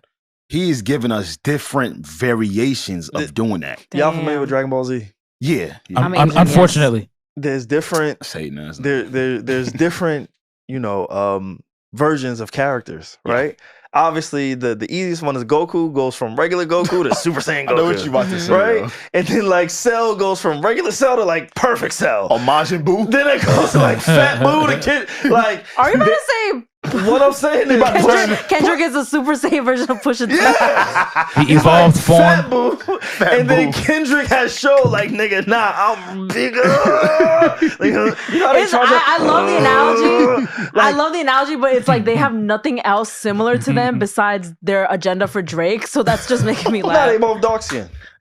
Gotta stick together. Oh, yeah. They're not from the same area. They don't rap the same. They got braids. And they're both cerebral. Oh my God. For sure. But this made me think of like, advanced versions of whatever. So you know how Pokemons, there's like one version that it like evolved forms. Yeah. So like whenever I see like, do you ever see like a girl or something, and then you see like her older sister, and the older sister just looks like a more evolved Pokemon? That's what's making me laugh right now. You got me crying. It's just like, she just looks like the more... She looks like the Ruby version. Yeah, that's like the baby Pokemon. And then she's the evolved one. Was like Squirtle and like Blastoise or something like that. Like with Charmander and some shit. Charizard. Charizard. Oh, fucked up. I don't know where you go. I don't even know you said Charles. Like Mewtwo, whatever the fuck. Mewtwo. Oh my God. I'm so glad my joke fucking landed. Oh my God. But how do you think Drake responds? I want to know how you think you Kendrick could possibly win, and then I want to know how y'all think Drake could possibly win. You want to go first, Reggie? As of the time of this recording, I believe Kendrick is up. I believe he's winning. Again, we're Okay, recording at least you say that. At least you say that. Yeah, I'm gonna be honest. Like, I'm gonna be okay. objective. Again, the cape, that motherfucker need to go get dry cleaned. But I do have the cape still. I think Kendrick is cape winning. Analogy. In my opinion, yeah, like I said, I think he's winning. I think the way that he can like end this shit is if he drops another impactful song, like Not Like Us. Not Like Us going number 1. What does that do for you on the Billboard charts? What does that do? I think that's and then Euphoria also supposed to play somewhere within the top 10. It's a 50-50 point because it went number 1. Shout out to Kendrick, but it's only number 1 because it's a diss towards Drake. So yeah, it's a point for Kendrick, but I also think that's a slight towards him because it's like, bro, this is your first number 1 album without any features, and it's because it's dedicated to me. So D major. I think that is a 50-50, but I think if he drops another one, cool. Another point. I think the nail, and again, we've said a lot of like, I won't say outlandish. I don't want to say we've said outlandish things on this podcast, but if there is a way, we spoke about Pusha T. Yeah. If Kendrick Lamar can somehow rope Pusha T into this on like a feature. You want it to happen so bad. I'm just saying ways that he could win. That would be fire, though. I'm just letting you know. Again, we're fans. At the end of the day, we still fans, and I have an imagination. And one of the ways that I can see that Drake has zero response, like I could put you in a coffin, bury you alive 6 feet. Like if he finds a way to rope Pusha T in, this could close the deal for the Drake. They could really take him down. That's it. It's over. That would be crazy if Kendrick and Pusha linked up just to take Drake down. Oh, and they have a relationship. They have music together. Right. On Twitter, Kendrick has said, yo, I fuck with Pusha T. Like, it's not far-fetched. Like, I believe. And also, Drake gave Pusha T a reason by mentioning Pharrell, which I think is a mistake. Pharrell's not a rapper. He's a producer. He's behind the scenes. Other people gonna defend him. He is somebody who's a public figure, but it's like, bro, if you're gonna diss me, I'm gonna send my biggest hitter after you. I'm gonna send my big bro. Like, go the get one him, you one you were scared of last time, you don't too. really want no problems with. So yeah, if Kendrick does that, I think that's it. How Kendrick could win? Really short for me. Continue on the game plan. Whatever it is that Kendrick has cooked up, whatever strategy he's cooked up for this battle, and again, he's probably is the one that's probably a little bit more prepared, right? He hopped on like that with the intention of, oh man, this is going to shake up a lot, and the boy is going to respond. He was ready. Yeah, so if anything, Drake probably really bit the bait that Kendrick was looking for. So for Kendrick's side, I just continue on the path because it continues to be unpredictable and different than the last one, and that is constantly giving you points within the general public. Drake, how Drake wins. Well, first things first, you got to stop talking about other people. You got to get on. That is number 1. It's distracting. It's too distracting, and it makes me again think you don't got nothing else. Even if you don't got nothing else, I told you lie. It's lying time. Yeah, start lying. If you so tight that Kendrick allegedly lie on you, get the lying right. But you got to do it on a type of hit, a type of beat that's natural to you. The same way Kendrick found that approach, right? Like, I'm going to put out a smash that is very natural to who I am. I think he tried it on Family Matters. No. Family Matters verse 3. That's the problem. That's not like a club hit, though. That's the problem. You go, everybody. What about the first one? What about the first That's verse? the problem. Hear me out. That's the problem. Everybody always goes to a certain verse when it comes to Family Matters. And that song is very good. He definitely put a lot of effort into it. You can hear it. You can hear it. A lot of the bars he gets pretty surgical, and I caught him. The problem is it don't hit like Not Like Us. Yeah, all right. The most true to Drake flow on Family Matters was that third verse. Yeah. If he would have put out a song slid on it with just that beat, without the mention of anyone else, and with that same flow, though Kendrick did step on him, I think it would have been revered a little bit differently, right? Even in terms of like the charting and placing on playlists and shit like that, like it's close to a 7-minute song. Now it's palatable as his other hits, right? So if I'm Drake, all right, cool, man. I have to channel 2012. I have to channel 2013. Headlines. For me, headlines is one of those ones. Yeah, like, get into that bag, right? And not for nothing, you're right. Too much bras and titties in the studio. Focus. Get away from everybody. I know it's hard to, thank you, Regi. I know it's hard to focus. One of your bodyguards He's got a shot and he had a bullet wound and he's recovering now. So I know it's a lot on your mental, a lot on your plate, but I just saw you posting up movie references. And again, this could be the foreshadowing to another track. So I don't want to take that off the table. But this is the time. Nigga, don't even talk to Chubbs right now, bro. Like, you really got to hone in on things that are going to be close to Kendrick's heart that are not his wife and girl. Drake, lead the girl approaches alone, bro. You tried it with Pusha T, we saw what happened. You tried it with Kendrick, he called you a pedophile. Please, you have to think of another game plan. Stop bringing up people's chicks. Real talk. Mm-hmm. What I did like about Drake, right, was when, and I said it here when I came up and said it, when he put out Tailor Made, Kendrick did not like all that Tupac shit. Nah. He did not like all that Tupac. I don't know if you got to just. And that's the thing. See, Kendrick is so private that you don't really know a lot of the things that really strike him close to his heart, right? But you got to dig deep down and find, okay, aside from the girl shit, because again, they don't care about the shit you said already. They got you down generally in the public right now with all of the shit you said already. You got to find points that hit directly to Kendrick, which frustrate him. The way you sounded frustrated on the Heart Part 6, I don't know how you do it. You have to get Kendrick into a very frustrated state, where Kendrick gets knocked off of his game plan all of a sudden. Mm-hmm. Where he's like, damn. And then he starts making mistakes. Yeah, starts making, there you go. Kendrick's not going to make mistakes. He's not going to make mistakes. I mean, I know that, but. And I think Kendrick has proven that. Reggie, you want to go before I give my Drake point? The reason why I think Drake isn't done yet is because making hits, making songs with replay value that can blast in the club, this is what Drake does. He's the best at it in the world. And for him to not do that yet in this rap battle, it is not over because I feel like he has one coming, like a hit coming. So if he does that, I don't know. This is so unpredictable at this point. For me, the clear winner right now is Kendrick, but this is so unpredictable that I don't know if Drake will come in and swoop the win. I don't know. So I'm just excited. If he does win though, I kind of like it because it's a little bit more entertaining, but yeah. When you have that ability to make a hit like that, which both of them have, but they both have it clearly, because Not Like Us, it was a hit. It was a hit. Instant. Like, as soon as you heard it, it was a hit. Instantaneous. But with Drake, his track record to show, like, he knows how to do it. I know how to do it. Yeah. I know how to make the summer mine. You know what I think? Summer is approaching. Yeah. You know summer is approaching. And I think that plays a factor in this battle. I think Kendrick Lamar, he dropped his hit. Now, if Drake drops another hit, is gonna take Kendrick to really, really have to muster up another hit. Like, you know what I'm saying? Like, he's gonna have to really muster up another hit on top of the one he just dropped. Yeah. It's time for a Wind Your Waist diss. Fuck it. Kendrick already went West Coast. Yeah. It's time, Toronto sound, Wind Your Waist. You know how SaVon was saying one of his main points was that Drake's audience is the girls.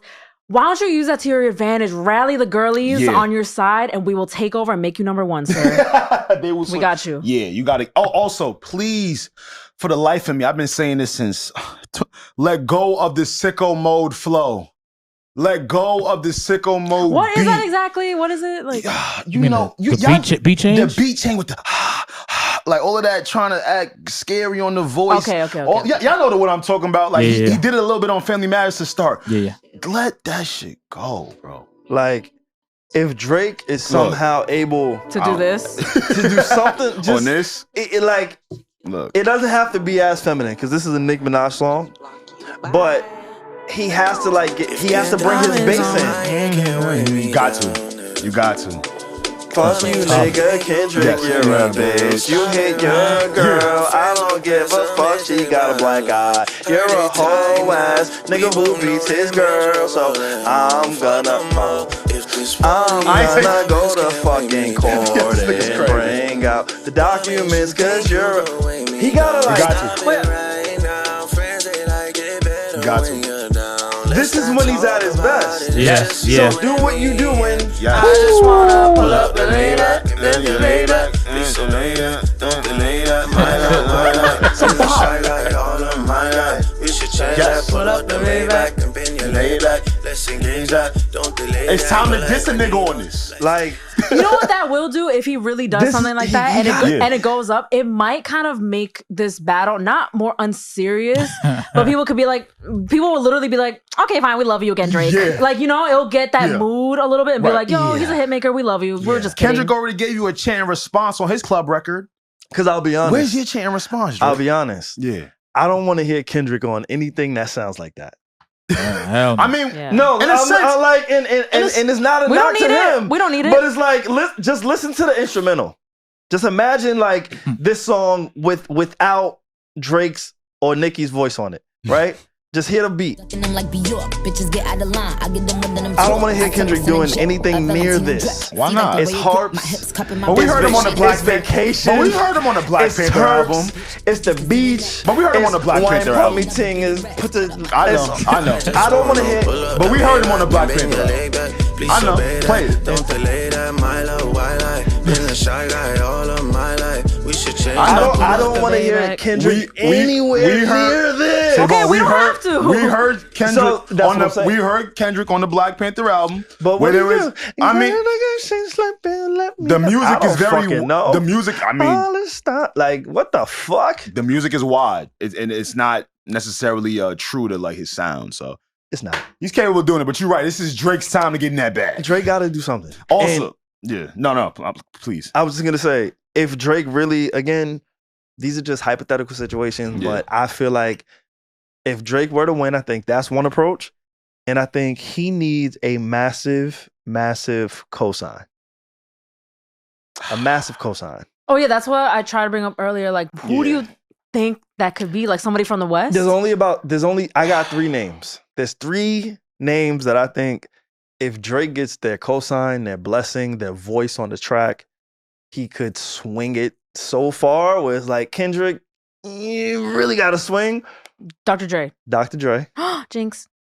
Wait, you don't think that Drake could get that? I don't think he will. All right, so I'm not saying I don't think he will. I'm saying what I believe could win. I'm not saying what I think will happen. But let's be a little bit more realistic. We just saw Dr. Dre and Kendrick at the Super Bowl. Come on, bro. No. Okay, so basically the odds, if this was on it'll be very low. I'm going to be honest. Word. Or on Underdog. Yeah. Underdog. Or Underdog. That's what I meant. Yeah. could be real low. Yeah. But no, the reason why I like, again, these are all hypotheticals with fans. Right. But I want the fan, the casual fan, or even a fan that's invested to think about what it would do to the optics. If somebody like a Dr. Dre, if somebody like a Snoop Dogg, and if somebody like a Jay-Z.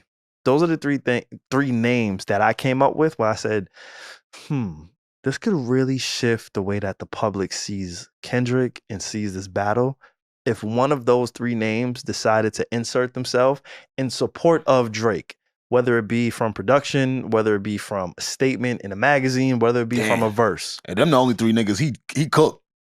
Those are the only 3 that I feel like could really swing the pendulum, and so to speak, in Drake's favor. This is so cooked because we just saw Kendrick featured on a Beyonce song a couple months ago. But it's all business with these people. I mean, you can say that if you want. Everybody picking sides right now. No, for sure. That's what I'm saying. Like, so you could see Kendrick Yeah. with Beyonce 2 weeks ago and how she really fit. And I don't know. We don't know anything. Right. I'm just saying, like, we have no idea. Just going back to Mustard and Drake. Okay. I think there's what was the remix with Tinashe? 2 On. That's a Mustard song with Drake on it. Mm-hmm. We just saw there was a clip, there was footage of a young lady who was in a Vegas club. And in Vegas, DJ Mustard, I don't know if he has a residency or if he just performs in Vegas often. I know when I went to Vegas last year, Mustard, he was a part of one of the lineups on, I think it was at Dre's, whatever the beach club was. Mustard is in Vegas often and he DJs often. That's one of his things, right? Right. She just did a set last week. He just did a set last week. And the young lady said, yo, DJ Mustard's at this club. He's playing nothing but Drake. And then somebody else debunked it. I'm gonna keep it about. We weren't there. We weren't there. Some other people said that they would. What's the name said? Lil Jon. He came in and said, "Nah, I was there. That's cap." All right, so I don't know. Maybe it's debunked. Yeah.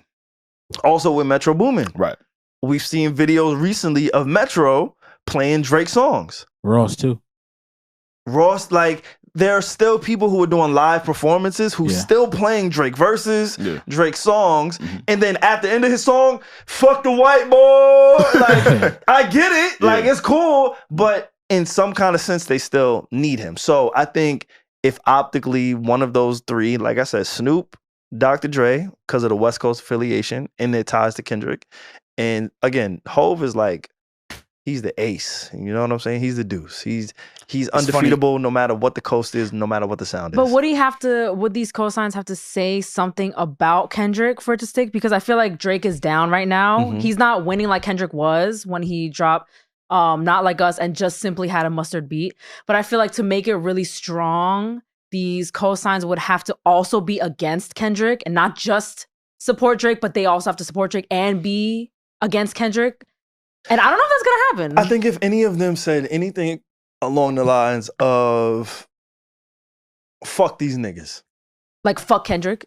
They don't even have to say Kendrick, because now at this point, if I'm standing next to Drake and I say fuck these niggas, okay. y'all know what I'm talking about. We get the point. You know what I'm saying? Like if I'm standing next to Kendrick and I say, man, fuck these dudes, bro. Yeah. Y'all know who I'm speaking to, right? So I don't necessarily think they have to diss Kendrick. I think they just have to show support for Drake. Because at this point, just like Mustard, we didn't know Mustard had a problem with Drake. The fact that we heard his tag on Not Like Us told us, oh, wait, you don't fuck with that nigga Drake. Like, wait, you made a decision to get on a song during this time of the beef to say, oh yeah, I'm siding with Kendrick. So at this point, you're so entrenched into like the beef and who fucks with who and picking a side that if I just stand next to one person, it sends a message to the other. Yeah. It's funny you say that, because something that opened up my eyes was Jack from Twitter in support of Kendrick Lamar. We all know Jack is very close and has business deals with Jay-Z. So when I saw that, I'm like, damn, is this adjacently how Hove is feeling? We know Drake and Hove have done music over the years. And Beyonce and Drake.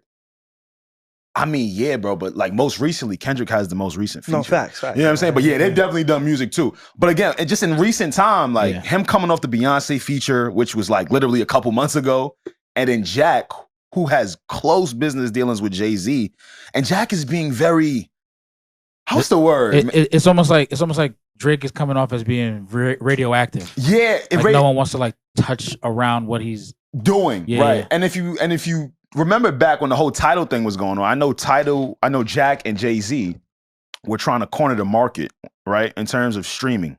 All right, how do we become a liable competitor against Apple Music, or Spotify, etc.? If I'm not wrong, I think Drake backed out of that deal. I did hear that. Yeah. If I'm not, so it makes you think about all of the big business involved here now. Remember that commercial? Remember that shit? It was Taylor Swift. And then Drake went and signed with Apple Music, right? And he was an exclusive artist to Apple Music and all of that. So now you start thinking about all the big business involved. Kendrick said to leave Serena name out of his mouth. Serena Williams' husband is Alexis Ohanian. Isn't he the head of Reddit? Yeah. I think he stepped down. He stepped down, but that was his business. Big business. It's just big business at play here. Who is siding on the side of a Kendrick Lamar? And it makes you think. So to answer your question, right? I don't think, for me, big business is the people who are necessarily need to stand by Drake. But I'll tell you some people who I think Drake need. Young Thug, right? Oh. You just lost. I'm talking street shit here, bro. I know you're talking numbers and all of that. We talking for the streets. I'm listening. You know what I'm saying? Like, you just... you're at odds. If Thug dropped a feature for Drake from jail, I feel like he would have people back on his side. You're currently at odds with Future. Future is big Atlanta. The good part about that is there's another king out there, and his name is Young Thug, and people miss Young Thug. They miss his music, they miss his presence, etc. We also heard Young Thug. We also heard Drake featured on the last Young Thug project, which part of that album was done in prison. Right. So when I think about the streets, I think about, just the internet wants to go with who they feel like is cool, whether people believe it or not. That's what they're going to rock with. Like, the streets feel like Future is cool, we rocking with the streets. They feel like this nigga's cool, they rocking with the streets. Now, Young Thug cannot pen. I don't think the nigga about to be sitting here dissing Kendrick Lamar. But again, if public perception is how people are garnering their wins or determining a winner, that's a nigga you might need to have in your corner that could help you. I don't really know if I have other people, but the person that did come to mind was Thug. I'm not mad at Thug. Yeah. The best way for you to ever try to win over somebody who's down is money. So if Drake would have just put a ton of bread on his books, Yeah, he put money on his books. I don't know what he does on his book. I'm just saying. He needs to keep every friend he got. I'm just letting Young Thug needs to have all of the ramen, the honey buns, the Jack Mac, like he needs to have all like. I agree with what you're saying. But going back to the streets, I think it's kind of interesting going just shifting things to kind of LA culture. Right. The game, he's inserting himself into this beef. He's came at Rick Ross. It's funny because the game and Kendrick, they have a direct, connection, not just, musically with Kendrick Lamar and Dr. Dre, the game, but also from Compton. Both from Compton. You kind of informed me. I had no idea. And you tell me, how do you know all of this shit? That they were from Compton? No. Not that they were from Compton. No. Relax, Reggie, relax. What you mean? You told me that Kendrick was Pyru affiliated. Yeah, facts. He's talked about it since, if you listen to his music, he's talked about it for a very long time. Right. Remember last week I even talked about it, right? Good Kid, Mad City. I know. You put me on. Yeah. So thank you. Yeah, I got you. I didn't know he was. His best friend coming up is still Pyru. Who, Day Free? Nah, Day Free's business. They call him Lil Rue or something like that. Okay. Yeah, Lil Rue. And Kendrick has said it on his interview with Howard Stern. Right. Yeah. So coming into this battle, right, again, I have no qualms with Drake. I love his music. I've also been introduced to Drake as, okay, cool. When I was coming up, I saw Degrassi. That was cool. I had no beef with it. And then he got into music, and the music became very prominent. I know Kendrick because that nigga grew up in Bompton. For those of you that are not from the United States and listening or watching, California is the gang capital. I know that doesn't mean a lot for a lot of people, but a lot of the gangs and sets that you see in a lot of states down up north or down south, they originate from that place. There are niggas from where I'm from who bang a set that was made in Cali.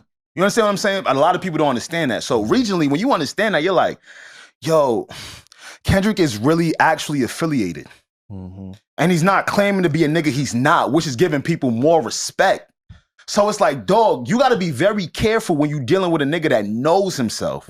I don't wanna say Drake doesn't know himself, but to the general public, we can see clips of you from 13, 14 years ago when you're at table with a group of white people and they're asking you questions like, hey, how's your school? And you tell them, yeah, they say things like man like them. And then you tell them that you think it's ignorant. So when we see those clips and we see you fast forward now, you all Crody, man them, a nigga like Kendrick who knows himself, you gotta know your opponent, bro. You gotta know what you're going up against. You shouting out Chuck T, you shouting out The Game, you shouting out CB. Nigga, do you know who he's affiliated with? And I also want to kind of go back. Why he bring up J-Rock? To the word affiliated, right? Like the thing about, and again, in the comments, y'all could, correct me if I'm wrong. Right. But I do have a lot of homies that's in LA. Right. And one of the things about LA is like, you don't pick the street, you don't pick the hood that you're born into. And that's how deep the shit goes in LA. Yes. Right? So when we talk about Kendrick, uncles, and when you say aunties. affiliated, like, again, I don't know his family tree, but most people in LA and in, Compton, certain neighborhoods, you are born into the situation that you're born into. With Meaning, no choice. If my grandfather, uncle, cousins, brothers, sisters, mom are all one set, I'm going to be naturally affiliated with that set. Naturally. There's going to be a choice that I have to make to not be affiliated with that set, which happens, right? From what I've heard, it's happened before. But somebody like a Kendrick, like you said, he knows himself. He may have just been born on the block that happened to be whatever it is. So Kendrick's dad, on that same Howard Stern interview, Kendrick said his dad was affiliated. So again, just by that simple fact, he had no choice. It's like, again, and now we're gonna get a little bit deep. Like, we're all minorities on this podcast. Yeah. Right? We got Black, we got Asian. None of us chose to be what it is that we are. When I walk out of this studio, I'm a Black man. It doesn't matter the level of education that I have. It doesn't matter how much money we have in our bank accounts. It doesn't matter how we present ourselves. Nothing matters. I was born into who I am. I'm a Black man at the end of the day. Yes. It does it literally it doesn't. I don't give a fuck. You could try, like, a case study would be Tiger Woods. You could try as hard as you want, Tiger. You are a Black man. OJ OJ Simpson, rest in peace. You are. I know you thought I'm not black. I'm OJ, my nigga. You are a black man. Yo, you talking. So it doesn't matter in LA, and this is the one part of the world that I can speak confidently to. Just having a little bit of ties there and knowing a few people there, I can speak very confident. When you are born into something in LA, when you're born in a certain part of a neighborhood on a certain block, when you're born into it, you might as well just say, you know what? This is my ethnicity. This is my race. This is who I am. Hey, I want y'all to Google this if you're at home, right? First off, go on YouTube and type in Kendrick Lamar's Noisy documentary. It's a documentary with Kendrick Lamar and a group of his friends from the set where they on the block in the backyard, and you see what's going on. It looks like Bompton. Also, I want you to go on Google and type in the gang map in California. You guys will be very surprised at all the places you've probably frequented on your travels and trips to LA are actually gang turf. That's why I'd be so confused.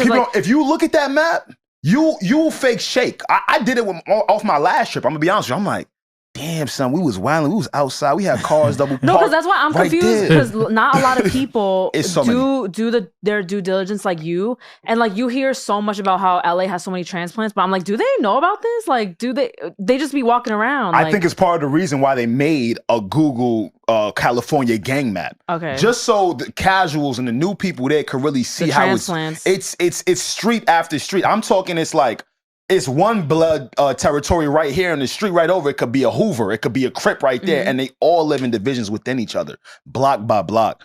So again, to SaVon's point, when I'm Drake and I'm like, back to respecting your opponent, dog, you could be gassed up in your head about how you feel. You could think he's the shortest nigga in the world. I get it. You could think he has small feet. I'm cool with that. But when it comes to respecting your opponent, it'll make you a better person in the match. Because if you know these small little things about a person, it speaks to their character.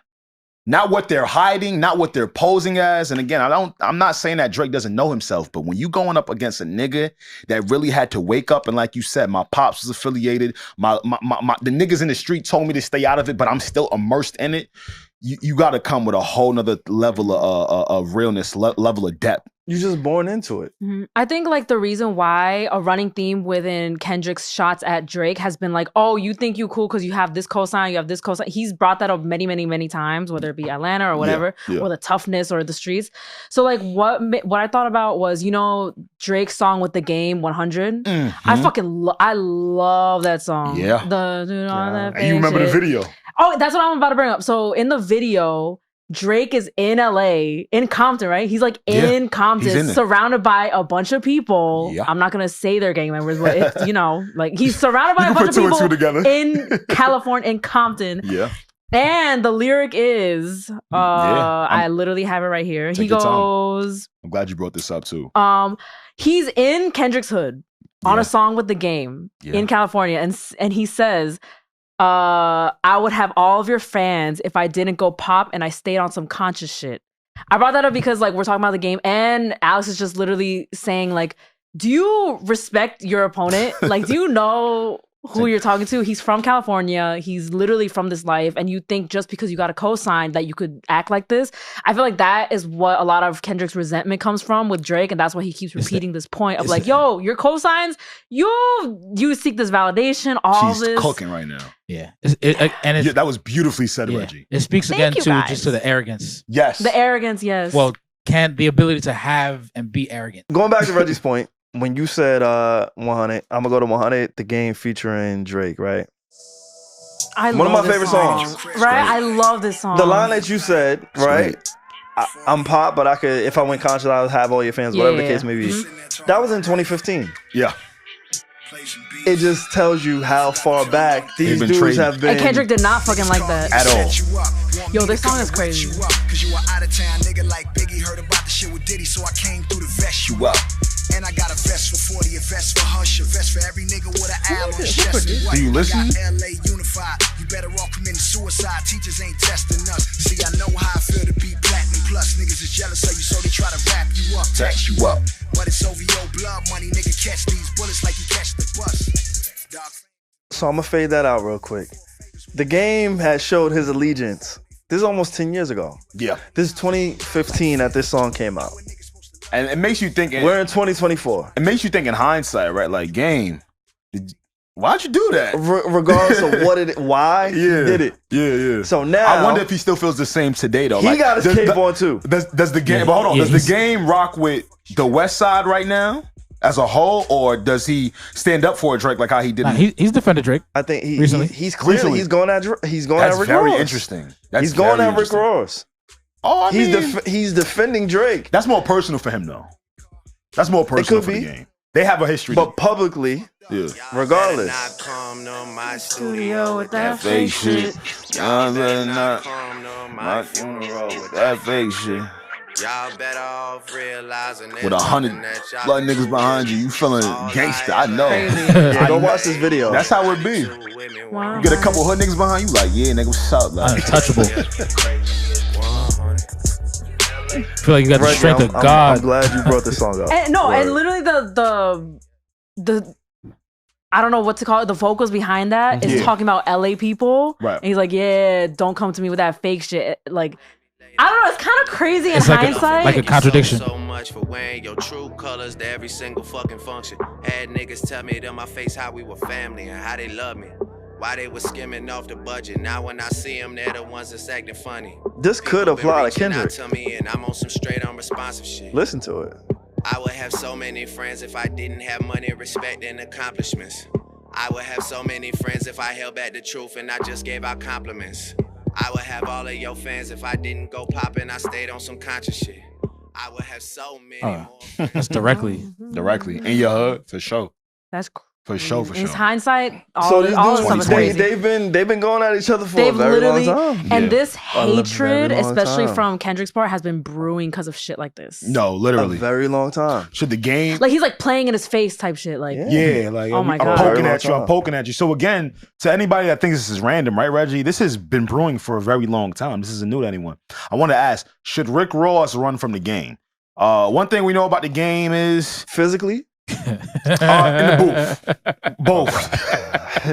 Because if you're asking a physical question, like both, physically he should probably like he should, but like if we talk about like artistic skill, on the tracks, maybe it should be a little bit different. Because it seems to be that the Game is kind of poking at Rick Ross, right? Facts. And one thing we know about Rick Ross, he's very active on his socials. Yeah. When he's been beefing with Drake, we've seen it. White boy Drizzy, like he go up on his Instagram story. Drizzy. Yeah, he'll be behind that plane that crash, and he'll just post up like, you know what I'm saying, just some shit. You know what I'm saying? What's wrong with you? What happened? We gotta talk about it. we really gotta talk about Reg. You said real talk. I'm so glad Rick Ross is okay. To talk about a nigga's cargo plane and then the wing on your joint gets chipped the next week in the midst of the beef. I don't think God liked the fact that he did that. I don't think God liked that, bro. Like, what are the odds? You've had this plane for such a long time. Yeah. You start beefing with this nigga, now your shit, boom. You life is a simulation. Boom. But what the fuck? He been had this plane. Why is it happening now? But I wanted to ask that because we know Game is relentless when it comes to bars. Yes. He'll put 300 bars on your head top. He likes living in the studio. He likes living in the booth. Yeah. We also know that, and like the industry, right? For the most part, they feel like I don't know if you guys remember this, but the Game had to pay like somebody that accused him of something that he lost the case in and then a lawsuit. I think it was majority of his royalties to that person. Damn. Yeah. Wow. And it was a big lawsuit. You remember that? You remember that, right? Yeah. It was like some sexual harassment, something like that in that kind of situation. Yeah, and that's how they said it. I don't know if it was royalties. I don't know. Again, fact check. We can fact check, But it was a big payout. Yeah, it was a big payout, right? And we do know that it's something he had to deal with or probably is still dealing with. Mm-hmm. So lucratively, this would make a lot of sense for the Game. Like, you know what? Let me put my name in the hat, man. Get my shit back popping again. With Drake. With Drake, with Rick Ross, just anybody that's beefing right now, it's bringing them traction, right? We've seen it with the Quavo, Chris Brown. And all the samples that have been sampled, those songs are literally jumping in streams by like hundreds of %. Right? So. It's going up and up every day, right? Mm-hmm. So if you like, man, if I'm looking for another way to get a little bit more quick coin, everybody loves some tea. Everybody loves some beef. I just think that's the Game's personality. Yeah. And I think he was waiting for an opportunity. And not for nothing, if he does hop in his rap beef, I really don't care about lies. You want him to say whatever? Because I want y'all to know, this nigga is going to lie about his first name. Okay? He's going to lie about everything. How he brought... I want y'all to know, this is the same game that posted a picture of himself and a Photoshop Tupac head next to a random nigga. That was art, but that was... I want y'all to know who he's dealing when it comes to lies. He was an innovator. He was a liar. That was innovation. It was marketing. He said, yo, me and Pac back in the day. No, it wasn't. Remember the hot dog in Times Square? No, I don't. Remember the big beef? Marketing. The big shit? That was creative marketing, bro. That's all he did. He didn't do that like thinking like, yo, it's really me and Pac. Like that was creative marketing. What's this nigga getting the beef? You know what I don't like about the game? Crash out. Crash out. He about to lie, nigga. Top he about crash to lie. I fuck with the game. He's him for me. Like I fuck with the game. If he drop an album, I listen to all his albums. We're gonna tap in. Potentially, I don't know. He wants to be an Eskimo, bro. With who? Your tone just changed You heard so him? much. Cause I be tight. Wait, with who? Cause why I be seeing this nigga's name Yeah. around our shit? Around your shit. Oh my God. Don't say our, because I never see Los Angeles Confidential. I'm like, wait, what the fuck? Word? He be in your streets? I thought I was in New York. He was in Compton. How the fuck we on the same street? Better get out his hood. You know he blood. Yeah, that's the only thing I got. Like that's the only issue I got. Better With get off that nigga block. But if he were to insert himself into this beef, Yeah. I would love to see him versus Rick Ross. You want to see it? That I would be think that's fun. a formidable opponent. So let me ask you. I think it's fun. So would you care about lies then? I think both of them are actors. I think both of them are performers. You don't take Kendrick and Drake as the same? Yes and no. Yes, because Drake is a documented actor. Yeah. Not me. Yeah. He is. Eclectic. Fuck? He's eclectic. Yeah. No, he's not. He's on a whole television series. Like he's a real actor. And I love me He some has an Degrassi coming up. IMDb, Wikipedia. True. He got credits. He's in SAG-AFTRA. Like that motherfucker's an actor for He in the real. union. He's in the union. Like so. For that reason, yes, whatever, cool, I don't care. But in real time, and again, this is going to age completely different. A few months from now, we're going to listen to this episode and be like, what the fuck were we talking about? Or not. Or we could be right about everything. Right. Oh, we're That's spot true on. too. But for the time being, the reason I don't care about it is because the skill set, the songs, the quality, the level of artists that they are is so close. The only thing that could break this tie for me is the truth. Now, right now, I don't necessarily think it's a tie. I think Kendrick has a slight edge because I think he's doing the things that Drake usually does. Like performance-wise. But I think at the end of this battle, rap, civil war, whatever you want to call it, the thing that will determine a winner, because they're so close in numbers, they're so close in likeness, they're so close in hits, and I know, again, it's going to be give or take. They're so close in lyricism, regardless of how you feel about Drake. They're so close in delivery. Even Drake, he's proven his delivery is on par with Kendrick. No matter how you feel about either one, there's a case to be made for both where it's not a landslide of who is killing who in this. To me, he's putting up a good fight.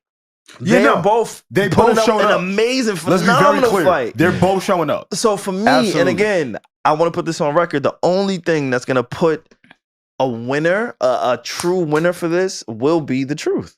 That's fair. I respect that. It got nothing to do with me, but I respect it. Yeah, I do. Because once the game start lying, that nigga gonna lie. I'm trying to tell you, he gonna lie about who he came up with. Be careful. That's my dog. You be in LA. But he know, I know, but he know he lie.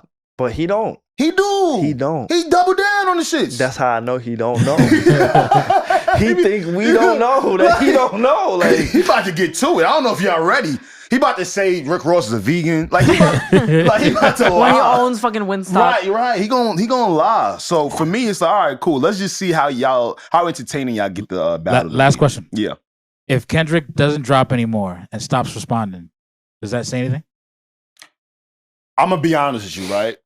When Not Like Us came out, it looked like a marginable win. I can't like even lie. Like a grand finale. Like a grand finale. And it felt like Top and his people, right? Top, Punch, all of the people from TD. On Twitter around that time after that song dropped, they were kind of hinting like something else was supposed to drop. What happened the next day? The shooting by Drake crib. Yeah. Mm-hmm. So I think that kind of died things down. Again, we're listening to this and talking about this in hindsight. But at the time, right? Coming off of putting a whole fucking smash on your head top, boom. And then have that happen. And then have a real life event happen to you at your household. I think that may have put a damper on maybe steps forward for Kendrick. Yeah. So to answer your question, I just feel like not like us is just the win if nothing else comes from this. Well, if Drake also doesn't drop and everything stops, I think Kendrick won. Yeah. But if Kendrick stops, but Drake keeps dropping, anything can happen. And I don't think that's gonna happen. Because he said Kendrick he got 10 in the chamber. Drop. Okay. Remember last time? I know. Okay. You about to wake him up. really about to wake him about to wake him up. Trying to keep it PG. It's not over. I'm listening to P. What you said, bro? Nah, I was gonna say I'm the same as SaVon. I want Drake to win. I just like the hits. I don't want to say I want, because I'm gonna be honest. Like, I like to spar. I don't give a fuck who wins. Nah, you give a fuck who wins. No, I have a race who I think is gonna win, who I believe is gonna win, is Drake. But who I want to win, like, I don't go to sleep thinking like, oh my god, I need Drake to win. That's just not who I don't. I do believe that, like, because if Kendrick won, like, I don't think you're losing sleep over it. I'm not that invested. Like, who I believe, and again, I'm a competitive person. So if somebody were to be like, yo, bet money, a few weeks ago, last week, I would have bet my money on Drake, and I'm the type of nigga who I'm gonna stand on what I believe. So I'm not gonna change who I think is gonna win. I think Drake is gonna win and should win. But if he doesn't win, I'm gonna come in here and be like, oh, that nigga got his ass smoked. Like, it is what it is. Like, yeah. Like, I'm not that. You just don't feel like you're not that emotionally invested. Did y'all see the videos? Which videos? Which ones? Of the fans. What fans? Oh, wait. What we talking about? Gunna? What we talking about? The Drake fan. What Drake fan? What we I talking saw about? a few. There was a lot of Drake stands and shit. Wait, where? Where the body at? Who? It was other like podcasts and people. How people reacted to Drake? I did see a lot. It was a lot. SaVon's talking about one in particular. Yeah, it was a lot. It's a few. It was a lot. Yeah, it was a lot. I'm kind of confused because I feel like in this space, like we could all have people we listen to and we're fans of, but anybody that has a fan base or support, I just feel like we should be a little bit objective for, you know what I'm saying? But I mean, salute. Everybody got their own game. Salute to who? To everybody that does it. I remember when you came up here like, yo, you gotta pick a. No, hear me out. You was like, yo, you gotta pick a side. You gotta pick a side. You gotta pick. I'm like, nah, bro, because off of what we do here. But we're still human, so we still. But you could be objective though. You could be. I feel I'm being objective. You're saying the same thing I'm saying. But I still want to see a nigga win. I mean, I'm being objective. I feel it, but my thing is though. I would like to see somebody because that's fair. My own Y'all ego. saying the same thing. That's what I'm saying. My ego. Yeah, we're saying the same thing. I got the cable. I gotta win. Whatever. But I'm just saying, there's some people. I just don't want in the space. Yeah. So this nigga's crazy. Nah, it's for the SEO. You know what I mean? Like, for the SEO clicks. Okay. Nah. I mean, for me, space. You seen it? Yo, I saw a lot on the timeline. I ain't gonna lie. There's a lot going on. But I didn't want to come up here personally and just be like, yo, this nigga A, we can't really listen to him about music no more because he just like what he like. I just never want to be in that position with what we do. You talked to Ish lately? I did talk to Ish. How's Ish? He got off that phone call real quick after I talked to him. You and Ish, y'all a little bit different. I seen Ish last week. Oh, yeah. And I was like, yo, what's going on, Brody? He was like, yo, tell Alex to call me. I'm like, damn, nigga, I'm right here. But he was like, wait, nah, I want to talk to A. I'm like, wait, hold on. Me and him spoke. Like, nigga, wait, yo, Ish, big dog, Capricorn gang. He was like, nah, where's Alex? So I know you and Ish got like a real rapport. Yeah, we had a rapport, right? We had a conversation. Yeah. Ish believes what he believes. And even Ish, he's been objective. Has he? Recently. Yeah. The first go around.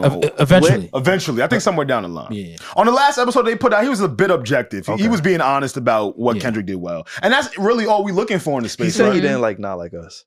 I mean, that's crazy. But crazy. That's not objective. That's not objective. I ain't gonna front Drake. We love you, man, but not like us hitting like Tourette's. Hey. Like I'm just running for your life. Yeah, I'm just hitting random moments. Like hey. I seen it before that. What is it? The Braids? Yeah.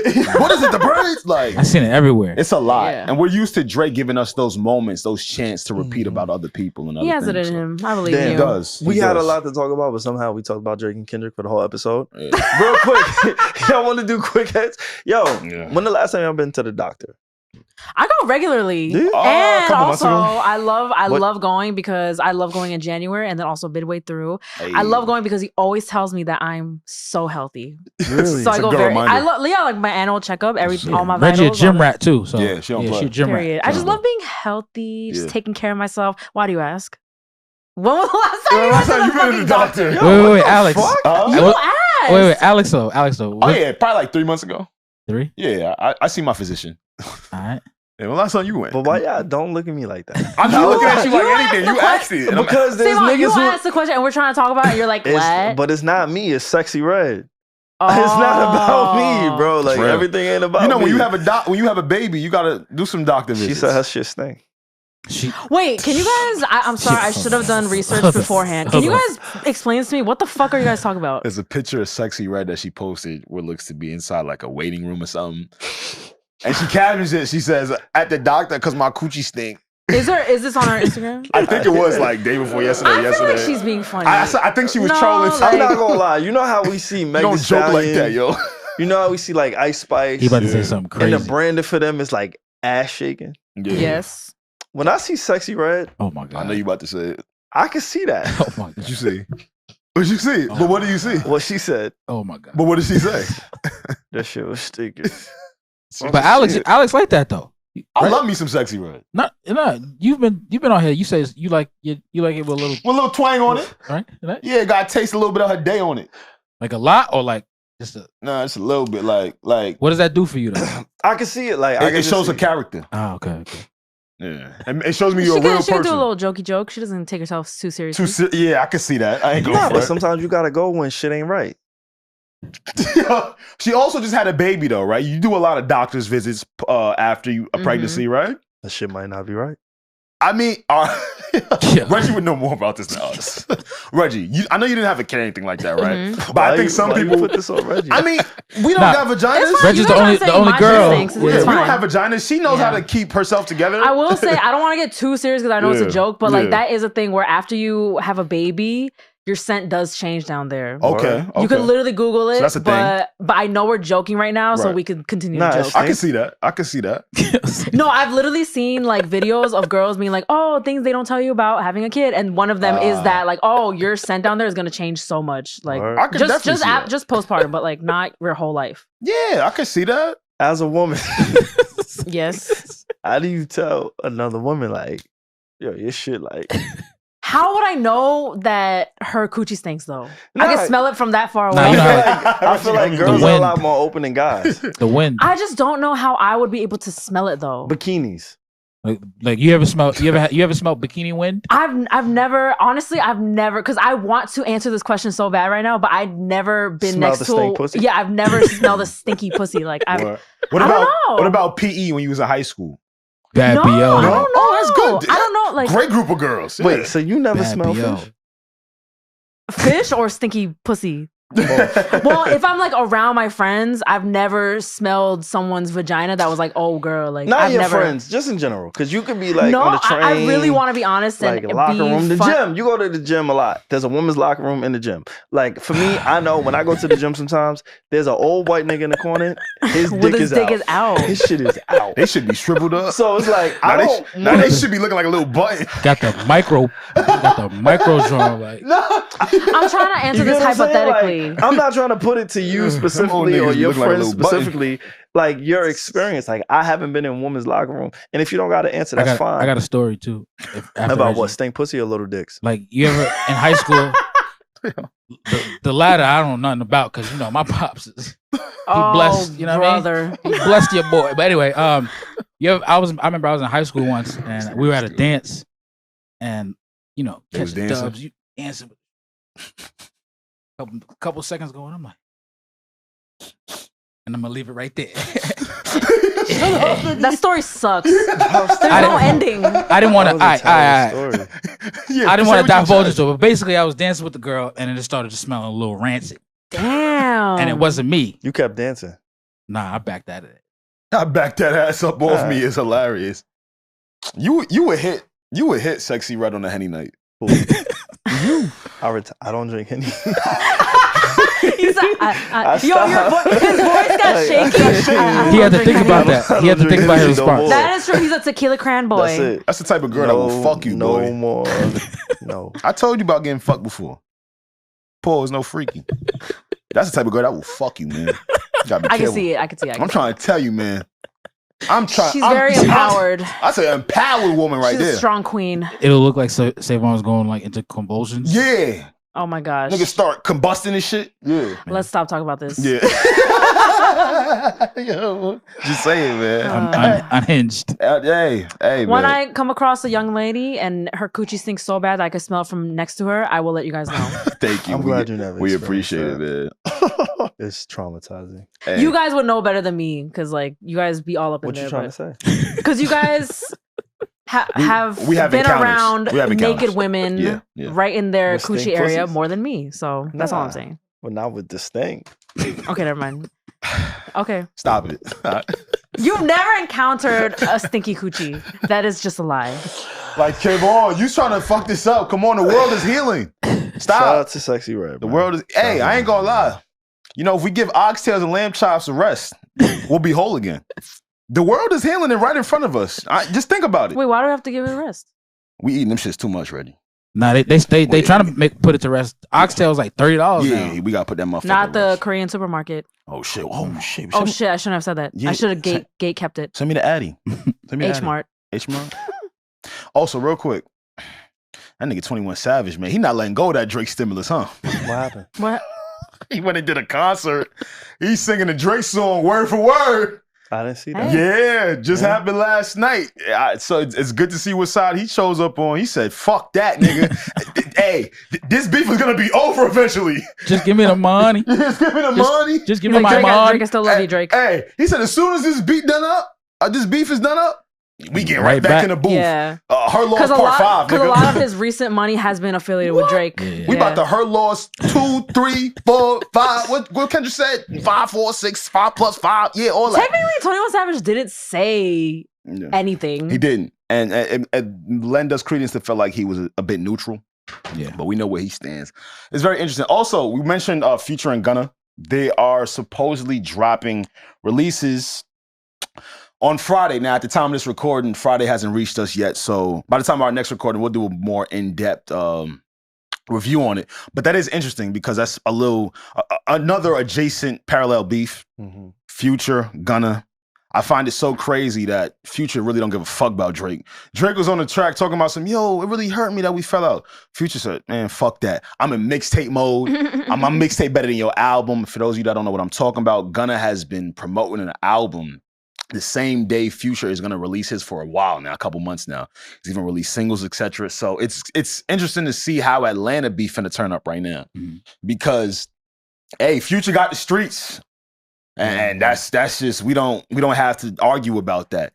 I want to see what numbers look like. I want to see what's said on the album. Does Future shoot at Gunna the way he shot at Drake?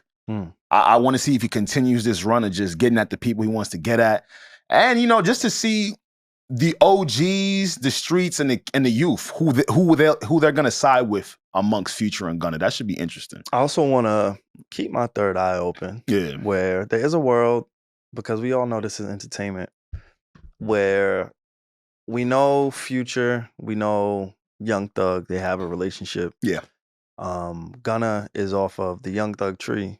There could also be a play, in my opinion, where Gunna, Future, Young Thug, they could all be on the same page, and this beef is manufactured, and it's all for sales, it's all for entertainment. Right now is the perfect time. If you're a hip hop artist, if you're a black artist, and I hate to say this, and I hate to minimize us to just black artists, but it's the truth. If you're a black artist right now, beef is going to sell. Yeah. It is. That's where we at. It's just what it is. Beef where is we just going to at. sell. You see fucking Taylor Swift and Kim Kardashian doing it. Like, we are Cat Williams. He opened the vortex. He let us know, beef is going to sell. So I could see there being a world where maybe Future and Gunna's quorums may be manufactured for whatever reason, and they're all in this together. And this is just a money play. This is just an exposure play. This is just, you know what? let me go at Gunna, because if I go at Gunna, it's going to boost my sales, it's going to boost his sales, and ultimately it's going to boost, the camp of Young Thug and whatever the case may be, right? You just said something so interesting to me. You're so right. You said sales. Bro, Future's coming off back-to-back albums. Mm-hmm. The output he is putting out this year makes me think, like, are you taking this Gunna shit personally? Mm-hmm. Like, did you see Gunna has been promoting this shit for however many weeks and months? And you're like, man, fuck out of here. My mixtape been in your album, man. I got the streets in Atlanta. You're right. Yeah, Let's see how this goes down. It could be manufactured. Yeah. I don't know. Yeah, Again, at the time of this recording, the albums aren't out yet. We don't know how personal it's going to get. Right. We don't know the venom that's going to be in these bars. We don't know what they're going to say about each other. We don't know what's going to be revealed. But I do think it's important to just kind of keep that in mind. Regardless of what is even said, we know that Atlanta is very, they're tight. They're all tight. Close-knit. You know what I'm saying? They're all close-knit family. Mm-hmm. Everybody knows everybody, even though they're sectioned off or whatever the case may be. We know that Atlanta supports Atlanta. So I wouldn't put it past anybody. Like we heard the baby say a few weeks ago, there was a lyricist who wanted to manufacture a beef with me. Like, I get that. Right? The baby. The baby. Yeah. The baby said that. I said Lil Baby? Yeah, that's all right. I'm sorry. Yeah, the baby said that. Yeah, the baby said that. Yeah. It's crazy. You really got to clarify between the two of them. No, you man. do. And Shit's that's fucked important. up. When we're having these conversations, Crazy. that's important. Yeah, but I'm just saying, like, at the end of the day, sports, entertainment, rap, hip hop, all of the shit, it's all a form of entertainment. So they're going to do what they see is best for their bottom line, which is why I think this beef is going to continue between Drake and Kendrick, because the bottom line, I think, in the short notice is affecting Drake's bottom line because of the pedophile situation. But in the long term, the people at the top, they're happy, they're laughing, they're celebrating. We still got the two black people. We still got like, go do what y'all got to do, make us the money, bring us back home. So I don't put anything past anybody. It's a lot of what Vince Staples has been talking about when asked about this beef. Yeah. His whole thing is, hey, man, we over here beefing with each other while they profit off of us every day, no matter what we put out. So it's an interesting angle. No, for sure. Yeah. Absolutely. Anything else real quick? I got one thing. Yeah, I'm here. Yo, you guys ever have a friend that, like, if an emergency, God forbid, ever happened, you would not call? I know where he's going. Myself. Yourself? I don't answer FaceTime. Just out of nature, like, yo, they don't pick up their phone or nothing. I have plenty of friends like that. Yeah, I got that. Some of those. All my niggas pick up. Word. I guess the people that aren't picking up for me ain't my people. Word. Alex, I got the camera right on you. You've been dodging mad calls, and you are now in that group of people on my list that, you know what, from now on I probably won't call you. Watch this. Here's a dose of your own medicine. I called you first, nigga. All right. Mic drop. Mic drop. It's crickets. It's crickets. Yeah. Wait, it's crickets. You set all of that up to say No, the reason why I'm saying is because everything that he's saying, it don't mean nothing. Oh, don't start a battle you can't finish. It doesn't mean anything. You just started a Drake. No, he J. Called it. He J. Called it. Drop. You just told nigga drop. The nigga dropped. I don't talk about, damn, I gotta go on vacation, fam. I don't entertain lies. Anyway, I'm cheese. Listen, if you listen to this and your friends call, pick up for him, all right? Yo, now I see why this rap beef is going the way he's going. Fuck facts. Lies are fun. Yeah, lies are mad fun, bro. Fuck that. Hey, bro, this has been a Need to Know podcast. Yes, indeed. What you need to know when you need to know what you need to know when you need to know on the Need to Know podcast. Listen, we don't know if anything else is going to be released. Yeah. But at the time of this recording, this is what we got. We appreciate you. Please don't forget to like, subscribe, comment. We love y'all. Please join the Twitter community. Regi, talk to them. Yes. It is so cute over there. We're almost at 400, which is kind of crazy. The vibes are good. All we do is talk about the episodes. So if you want to not comment just on YouTube, talk to us directly on the Twitter community. It's pinned to our Twitter page. Yeah, man. And if y'all made it this far in the episode, there is no reason. Legit, there is zero reason for you not to be subscribed, for you not to at least leave a comment. Let us know how you feel about the podcast. Like Alex and Regi both said, we do have a Twitter community. We have an Instagram, all of those good things. I know a lot of people are catching up to the game. We told y'all a few years ago, a few weeks ago, a few months ago, the Need to Know podcast is where y'all need to be, especially if you look good. If all of your images, again, likes, comments, baddies listen to Need to Know. I'm trying to tell you, man. We've been trying to tell you for a very long time, but that's what it is, y'all. We up out of here. Gang!